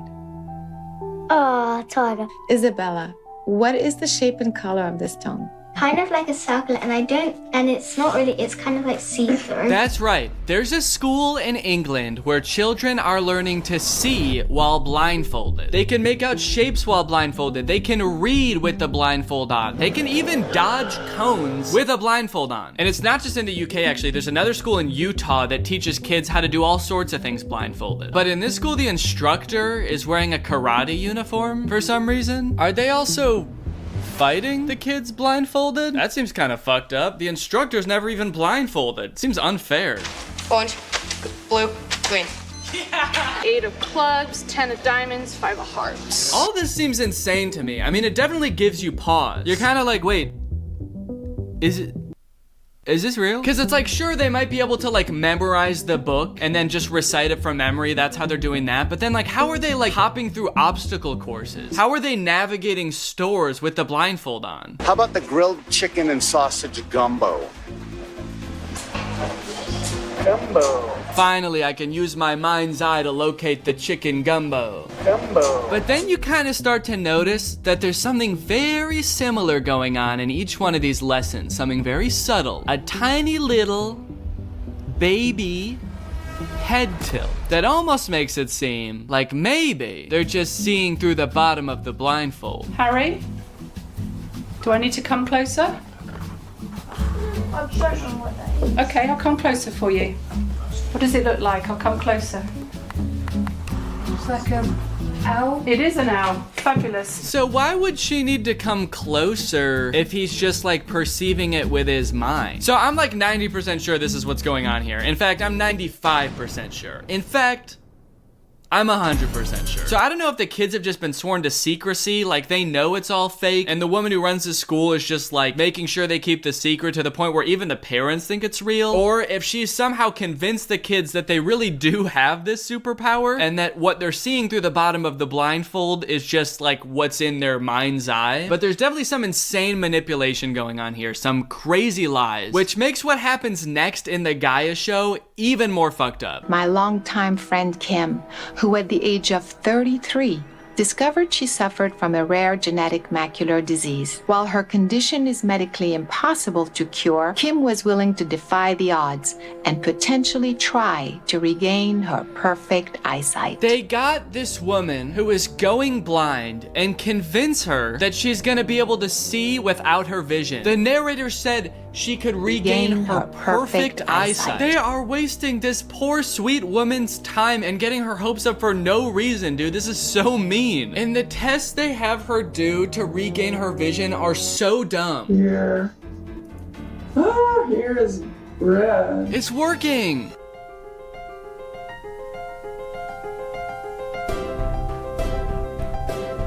That seems like it's blue. She's doing everything in her power to try to get that blue light to reflect into the goggles. Why would she need to put it all around her head to use telekinesis? In the next clip, she's like sliding the paper into the blindfold. I think it's blue. But hey guys, the results speak for themselves. Look how far she comes in just a few short sessions. Green. Excellent. Looks like pinky red, magenta, whatever. Pinkish red. Dude, huh? She's not even holding up the paper until she guesses it. Green. Excellent. This is so mean. It just feels like a mean prank, dude. Leave this woman alone. So I've noticed from a lot of these different clips in these different schools, the blindfold that they're using always says mindfold on it. So I looked it up, and the mindfold is just kind of like a sleep or relaxation mask that you can buy on Amazon for $14. So I did, and now I'm gonna figure out what the heck is going on. Behold, the mindfold, the most powerful blindfold in the world. Truth be told, the mindfold does seem like a pretty legitimate blindfold. Yeah, okay, so I can't see shit. In terms of how much light it lets in anyway. In terms of what it advertises being able to do, it is a little bit out there. Sleep, meditation, travel, training, sports, mind power, and whatever you can imagine. God damn, that's covering all their bases. They said mind power and then still took it a step further and was like, and anything else. I also got some materials for training. I got my favorite childhood book, Corduroy. I'm gonna try to read this while blindfolded. I got some construction paper for trying to perceive colors. I did accidentally buy perforated construction paper that has little shapes perforated into it. And I can tell you that with my eyes closed is a fish. Maybe it's not. Maybe it's a circle. Maybe it's 2 circles? How did I do that? The first test I'm gonna do is just try to see if I can hold it around my head and see what color it is at all. Okay, let me try to focus on like being omnipresent. For some reason, my brain wants to say yellow. So let me take a look here. Okay. Jesus, dude. It's a bright light pointed at my eyes right here. Who put this light here, man? Right off the bat, I noticed that I do not have any sort of natural psychic ability. Purple. But another thing I noticed is that all of the kids in the Gaia show seem to wear their blindfolds so that their eyes are at the very bottom of it. So I decided to give that a shot, and that made things way easier. I can see very clearly. It's not just like a rim of light anymore. It's like I can fully see any type of paper you can hand me now. I can see like that's orange, that's freaking purple, that's freaking green. If this is what you can see normally, then this is basically what I could see with the blindfold on like this. And even when staring directly into the camera lens, you still can't even see my eyes. So now I guess with my eyes concealed, hopefully, let me see if I can read a little bit out of Corduroy. Let's see, can Danny read? The watchman tucked Corduroy under his arm and carried him down the escalator. He's got my man in a chokehold, dude. Who is this guy? If that is how these training schools work, that's actually insane. Like, these kids can fully see out of the mask. I can literally see everything up to here. So I could navigate an obstacle course, lickety split. It seems like this is pretty easy to fake, but I do owe it to the community of people that do this to at least try to figure out, like, is this possible to do legitimately? Can I train my brain to see without sight? Luckily, our boy Sean from earlier has actually written an entire book about the process of seeing without your eyes. It's called Mind Sight, and I got it, and I read it, and I spent a week training. His recommendations were a little bit unorthodox at times. Sean actually recommends doing this practice while exposing as much skin as possible. Take your shirt off. Taking your shirt off is ideal if you're comfortable doing so. And he also kept reiterating that he actually doesn't even know how this works. There are multiple possibilities for how it works, but ultimately, you don't need to know how it happens in order to make it happen. But look, I know what you want, okay? You don't want me to just read the entire book to you. You don't want to see every single training session I ever did. You want to know, does this work? I spent the past week doing this. I read the whole freaking book by the face of this movement. So I think it's only appropriate to do one final session so you can see all the progress I've accumulated so far. Can Danny see without his eyes?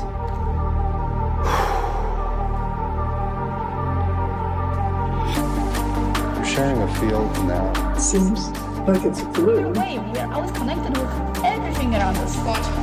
Blue. How about the grilled chicken and sausage gumbo? Purple? No! You know, at the end of the day, I actually don't feel too bad about not being able to figure it out because you know the guy that wrote that book, Sean McNamara? I found his YouTube channel where he has a video of him practicing this very same thing, and he also hasn't figured it out. I haven't been working with this for very long, so I can't say that this technique of training yourself will 100% work for you. This one's particularly dark yellow. The guy who literally wrote the book on how to see without your eyes can't see without his eyes. But hey, if you want to get behind the wheel of a car and drive, you don't have to know how to drive. The worst part about that video is that it came out after the book came out. This one's particularly dark. This man really just made up a whole book, and I read it. That's awesome. So look, in this video, maybe I didn't learn how to move objects with my mind. Maybe I didn't learn how to see with my eyes closed. But I did come away from this with one strange experience. This weird, nagging feeling that there's about to be a package at my door. Hello. I'm you, from the future. Okay. Since I read that book, I have continued to train my mind. I am now able to transcend not only physical touch and sight, but time itself. Why are you crawling? You have to act like a baby for it to work. That's incredible. Mommy. You know, for a second, I thought this whole package at the door thing was gonna be a HelloFresh segment. It is. If you think being able to move objects with your mind would make your life easier, wait until you hear about today's sponsor, HelloFresh. HelloFresh takes the hassle out of mealtime by delivering pre-portioned ingredients and amazing recipes right to your door, which leaves you with a lot less time waiting in a checkout line and a lot more time doing stuff you enjoy, like hanging out in this beautiful, warm weather that we're having this spring. HelloFresh ingredients are the good stuff, and you don't want to waste the good stuff. That's why they send you only exactly what you need, so you don't end up with a whole bunch of like one ingredient that you're never going to use just to follow one recipe. It's good for your wallet, and it's also good for the planet. HelloFresh's recipes are super easy to follow, even for someone who is not the most experienced chef like myself. Look at me preparing these delicious Santa Fe pork tacos. I find that their recipes are just complex enough that it's something I wouldn't know how to make on my own, but simple enough that I feel confident enough to make the entire recipe myself, no problem. And look at these tacos. These tacos are like better than something you could get in a restaurant. It only took 20 minutes to cook, and I've got no food waste. HelloFresh meals have a 31% lower carbon footprint than grocery store-bought meals. Plus, nearly all of HelloFresh's packaging is curbside recyclable in most of the US. So if you want to check out HelloFresh, then head on over to HelloFresh.com and use my code TrulyGreg50 for 50% off, plus your first box ships for free. That's HelloFresh.com, use my code TrulyGreg50 for 50% off, and your first box ships free. Thank you to HelloFresh for sponsoring this video, and thank you to you guys for checking out HelloFresh. That's awesome. Kind of rude of you to eat the entire thing right in front of me, but I get the idea. I must return to my time. Oh yeah, you probably shouldn't stay too long. We don't want you to damage the space-time continuum, so. No, that's not why. Okay. I just have other shit to do. Are you okay? I'm stuck. What's up, Danny? It's Greg, back with another hilarious YouTube video. Today Can I please go? I promise I'll be home by 6. I don't have any homework. I'm 23. So cool. He has Mom, come on. Can you put Dad back on the phone? And he has a girlfriend. And they're very funny, and they say things like, "Let's go get a sandwich." You guys gotta see it. This guy's crazy. He's 7 feet tall, he's 100 pounds, and he wears big shirts, and he lifts them up. Hello? What are you doing? I'm making a video. How did you get in here? Through the toilet. Okay. What's up, Danny? It's Greg, back with another hilarious YouTube video. I'm here with a special guest of the week, Danny Gonzalez. It's me, Danny Gonzalez, and welcome back to my YouTube channel, and this is my very special guest, Drew Gooden. It's my show, but I'm honored to be here. Welcome back to another special episode of Two White Guys Watch the Internet. For money. We do it for money. We do it mostly for money. Exclusively for money. So I just found the craziest Instagram account that I've probably ever seen. It's called Viral Reaction Vids. Have you ever seen this account? No, I'm really excited to, though. I love crazy shit. I can see by some of the thumbnails here. Like, there's like a whole variety of things here, but they're all crazy, and I can't wait to react to them. All of these videos are insane. So, yeah. I mean, you can tell, like, this one with the meat tent. This dude's about to get run over by a train. This one's, this has got underwear in it. This guy's wearing pizza. This guy got cactus foot. I found this on the Instagram Explore page. It's got 46,000 followers, and they just post crazy shit. So I'm going to show you one of their videos. Okay. Which one do you want to watch first? I'm a sucker for underwear, so I think I want to see why they're filling this underwear up with water. Okay, let's check it out.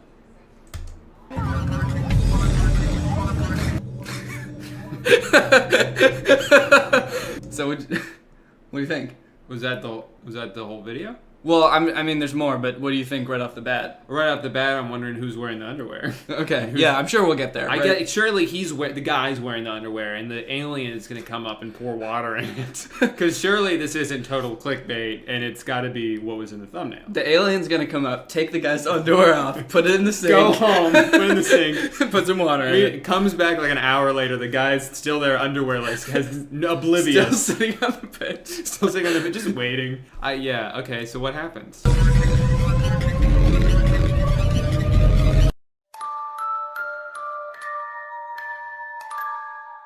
It's saying to follow greatest reactions, a different account. Fine. Okay, well you wanted to show me that? Yeah, wasn't that cool? No, it was fucking stupid. Nothing happened. Well, okay, fine. There was an alien. Okay. Yeah, I saw the alien. I'm not gonna judge the whole account though. That was just one video. Let's watch, I guess, this tent made out of meat. I don't know. Yeah, I wonder what that's all about. Yeah, I do too. Okay, so let's check that out. Oh, nice. You're happy about this? Yeah, dude, it's this alien video again. I love this video. Yeah, but we already watched this video. And it's, but it cuts off every time. You gotta follow greatest, I don't want to follow that page. Okay, what about this horse shark? Surely that's not clickbait, because if you're gonna take the time to Photoshop that thumbnail, it's not gonna just be some bullshit, you know? It's gonna be a horse shark. So there's no way. There's no way in hell. I'm saying no way. Absolutely no way that this is gonna be the alien video. I say 0% chance. Okay. You want to bet on it? Well, we both are. Yeah. So if it's not the alien video, we both win $100. Okay. By whoever wants to give us $100. Okay. If we're right, you guys both. Everybody has to pledge $100 on both of our Patreons. Yeah. Okay. I'll start one just for this. Okay. Deal. Oh, god damn it! Fuck!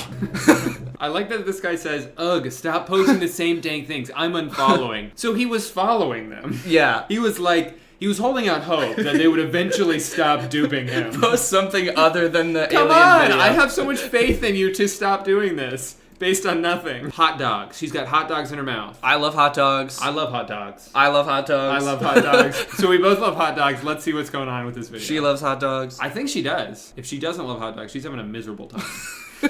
This is the worst day of her life. Alright, let's check it out.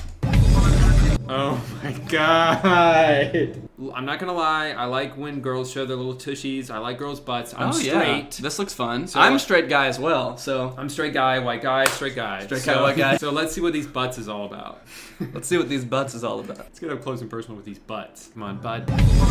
Okay, so I think he's about to show his butt in this I don't think he's gonna show his butt. I think it's gonna be the same video, Danny. I think this is gonna be the same as. No. See, here he goes. He's about to show his butt, and okay, yeah. So no. Do you see what's happening? Have you caught on yet? Because I feel like I'm noticing a trend. Yeah, it cuts off every time right before he's about to show his butt. All it wants us to do is follow this great reactions account. Okay, fine. Well, at least we can get some, because I got blue balls over here. I got viral video blue balls over here. I got actual blue balls. I wanted to see those girls' butts. And they're private. Okay. This is just like that video you did. It's like that video I did. Guys, watch the video I did. I don't want to follow them. Fuck this guy. I'm gonna follow them. All right, well, that's your problem. I hope they... Oh, it's requested, so they have to... Yeah, they got to approve. Well, I hope they approve me. Yeah. Do you think they'll look at my profile and just make sure I'm cool? I think they do very thorough, background checks. They only let the best in. That's why they only have 9. So what's this guy's taste in comedy like before we let him check out our profile page? Yeah, we don't want him to come in here and really stink the place up. We want to make sure when we finally show him what that alien does, that he really appreciates it. Yeah. I will! I promise, no matter what happens. No matter what, okay? Even if he doesn't show his butt, I'm still gonna like the video. You know... I gotta say, this page at first it was pissing me off. I was like, I just want to see the butts. I want to see the meat tins. No, I want to see the butts. I want to see the underwear. But then after a while, I started to change my tune.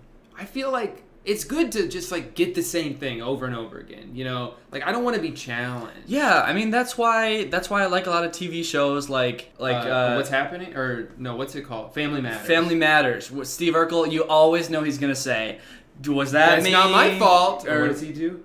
Who is he? He says, that wasn't what me. I did. Yeah, something like that. He says something like that. Yeah, but it's safe. It makes you feel like you're at home, and your mommy's just like, don't worry, you're a good boy, and nothing scary will ever happen. Yeah, every video you click on, you know what you're in for. You know it. Well, you know what? Actually, I have another account that's kind of like that. Oh, really? That you might actually like because of that. Okay, I like that. Yeah, I want to feel safe. I found this the other day. It's called Robbie World. So he's got 536,000 followers. Robbie. Okay, well, let's watch one of his videos. I think, let's see. Hashtag trash, hashtag sex, hashtag bed, hashtag sex.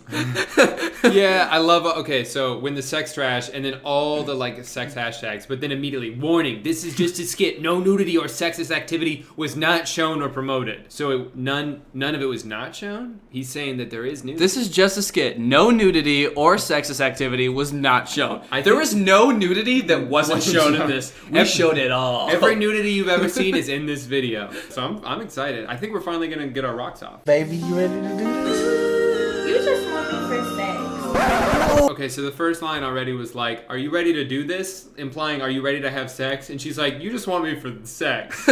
Before sex? So do you want to have sex? You just want me to have sex. Well, yeah, we were about to have sex. Me, yeah. Of course not, baby. I love you.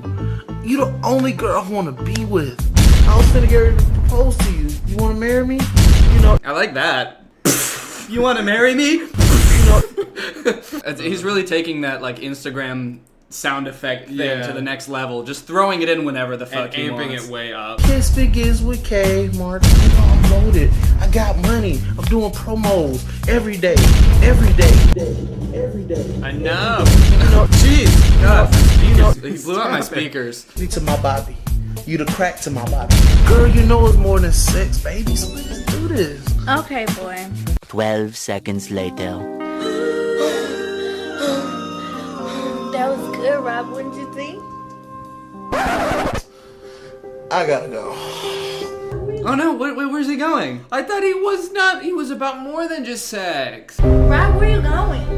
I got to go. Boy, don't play with me. We married. Gotta go. He doesn't care that they're married. He's just gotta go. They're married and he's gotta go. Where's he gonna go? He's naked. Put on some clothes and then you could go. I think I'm pregnant. This might have an abortion. I gotta go. Jesus. This is my half of the abortion.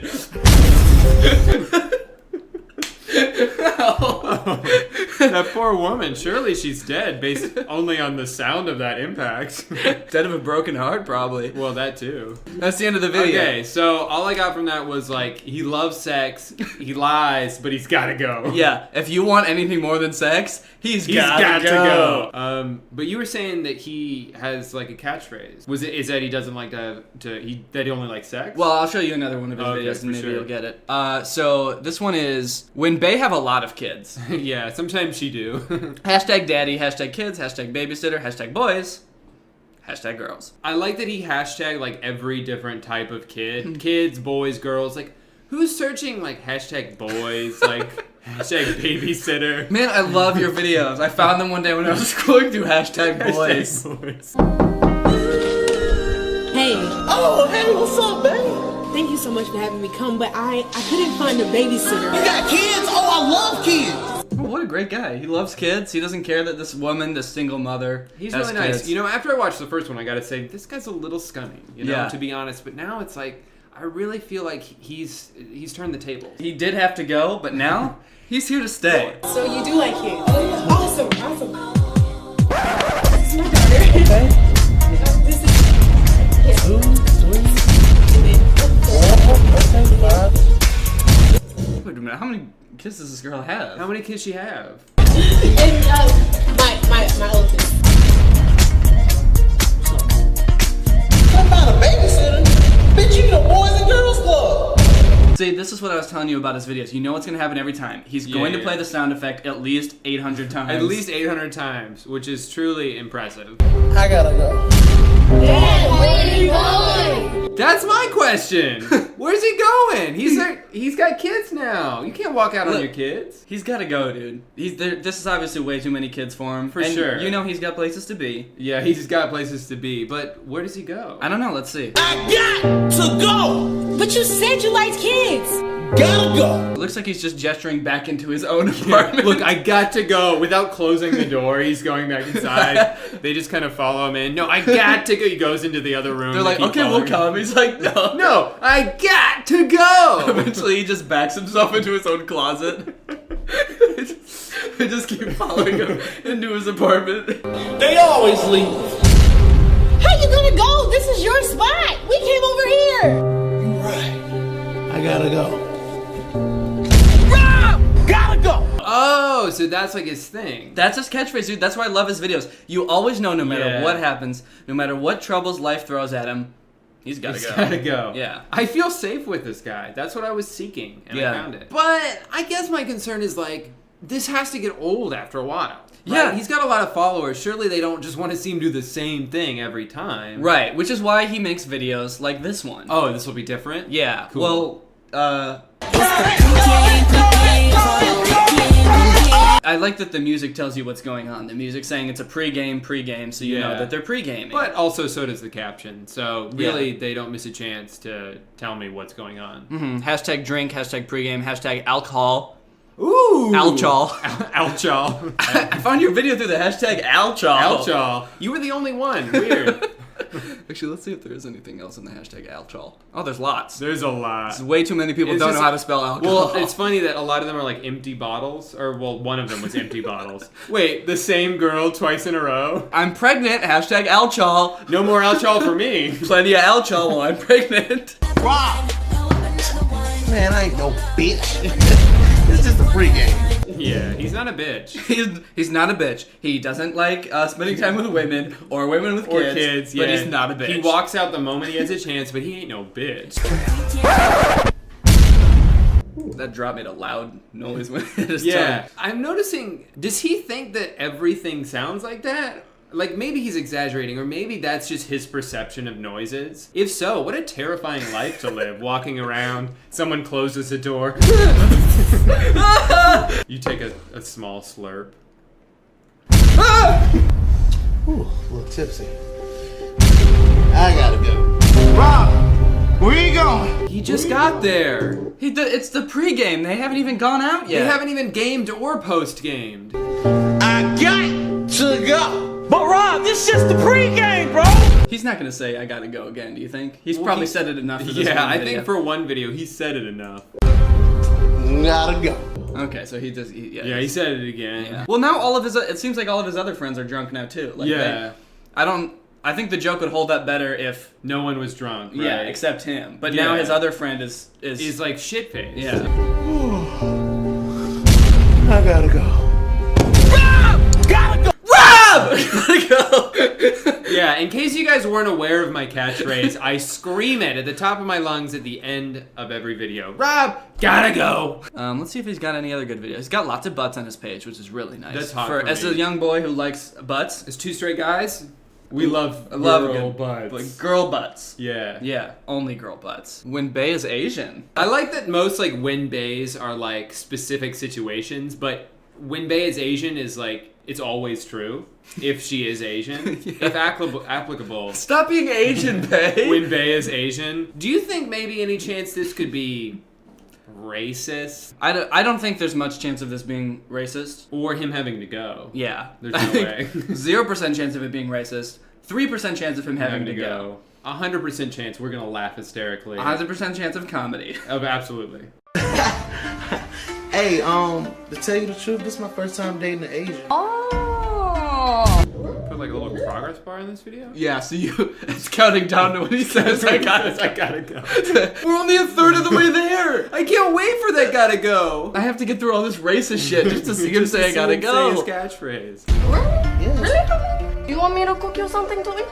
Yeah, sure. I can go for something to eat. Okay, I got you. Okay, cool.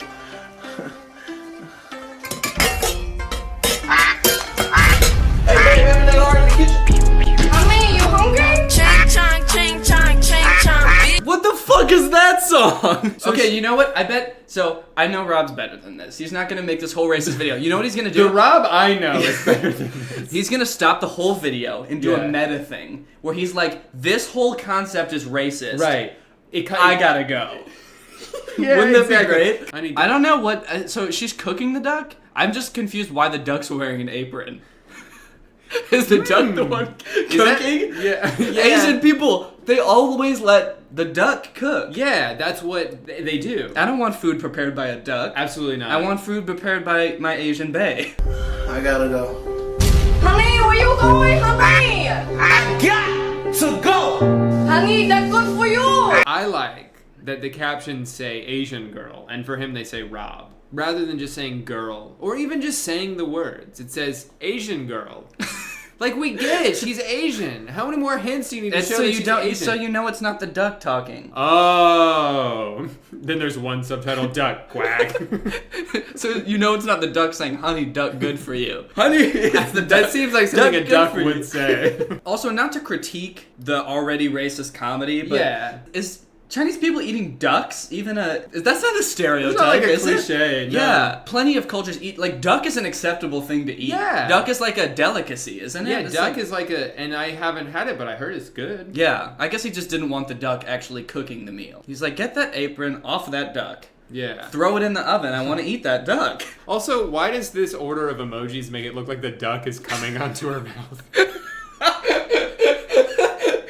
So what do you think about this guy? I think he's great. No, he's changing the game. As far as like familiar comedy goes, he's doing good stuff. See, this is why I like his videos, is because I feel like every time I make a new video, I have to come up with an idea. A new I have to come up with a way to end it. Yeah.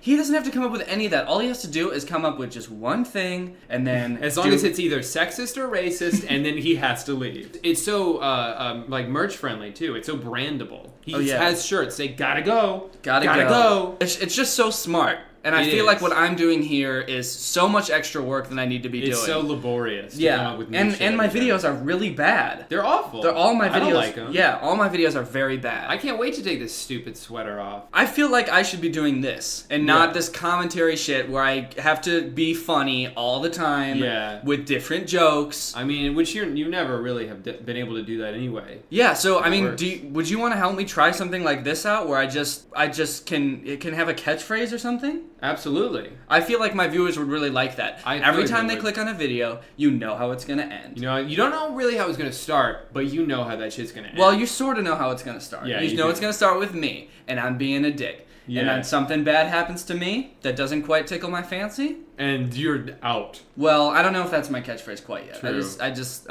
let's figure it out. We'll figure it out. Okay, we'll figure it out. I gotta say though, duck is actually one of my favorite foods. Not gonna lie. Dude, I love duck. Yeah, duck is actually like really good. I don't know why no one thinks it's good. I would eat it for every meal if I could. Yeah, that's so funny.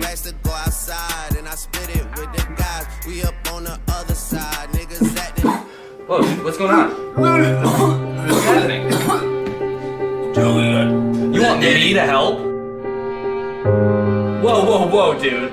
I don't want to do that. Yeah, dude, I don't think that's working. What do you mean? I don't like that catchphrase. Like, that's not gonna. No one's gonna buy a shirt that says, "I don't want to do that." You want me to try a different catchphrase, or?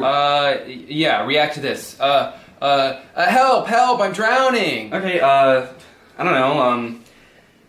That's not my job. No, not that. I don't think that really works. Okay, let's try this again. Hey, man, do you want to come to my dad's funeral tonight? Fuck you. That's really fucked up. Touch my ass! No one would say that. Hump! Nobody says things like that, Danny. Daddy's home. Danny, I gotta go. What? I got to go. What do you mean? You're just not gonna finish filming this, or what? I gotta go. What do you mean? I gotta go, dude. No, dude, come back. I got to go. Dude, come back. I got to go. We're supposed to finish this video. I gotta go. Drew! I got to go. Drew! I got to go. Drew! I gotta go. Hello? I gotta go. Well, I think that went pretty well, right? I think so too. Yeah, I think it's only a matter of time before I'm Instagram famous. Yeah. And you by association, I guess. I hope so. Yeah, but seriously, I gotta go, so let's wrap this up. Okay. Well, thank you guys so much for watching. If you like Drew, or his face, or his hands, or anything about anything him, pertaining to me, yeah. Go ahead and check out his YouTube channel. It's youtube.com. And you'll find me from there. Yeah. His name's Drew Gooden. It's spelled just like this on the screen. And if you go to his channel, you'll find his videos. So thanks, Drew, for helping out. For sure. Guys, if you're not already part of Greg yet, Greg is our family here on YouTube. It's our fan base. If you want to join Greg, all you have to do is hit that subscribe button and turn on my notifications, and you will be truly Greg. It's the fastest growing channel on YouTube. Mm-hmm. Don't look it up. It's the fastest growing channel on my website. Yeah. Have you looked it up? No. Why would I? You always tell me not to. Yeah. And so I'm that's a man of my word. Yeah. And I'm a man of your word also. Thank you, Kristen Zayanori, for turning on my notifications. You are truly Greg. Not quite number one. If you want to get those, they're on my website at dannygonzalez.store. Lincoln's in the description. I'll see you next time with another great video. Bye.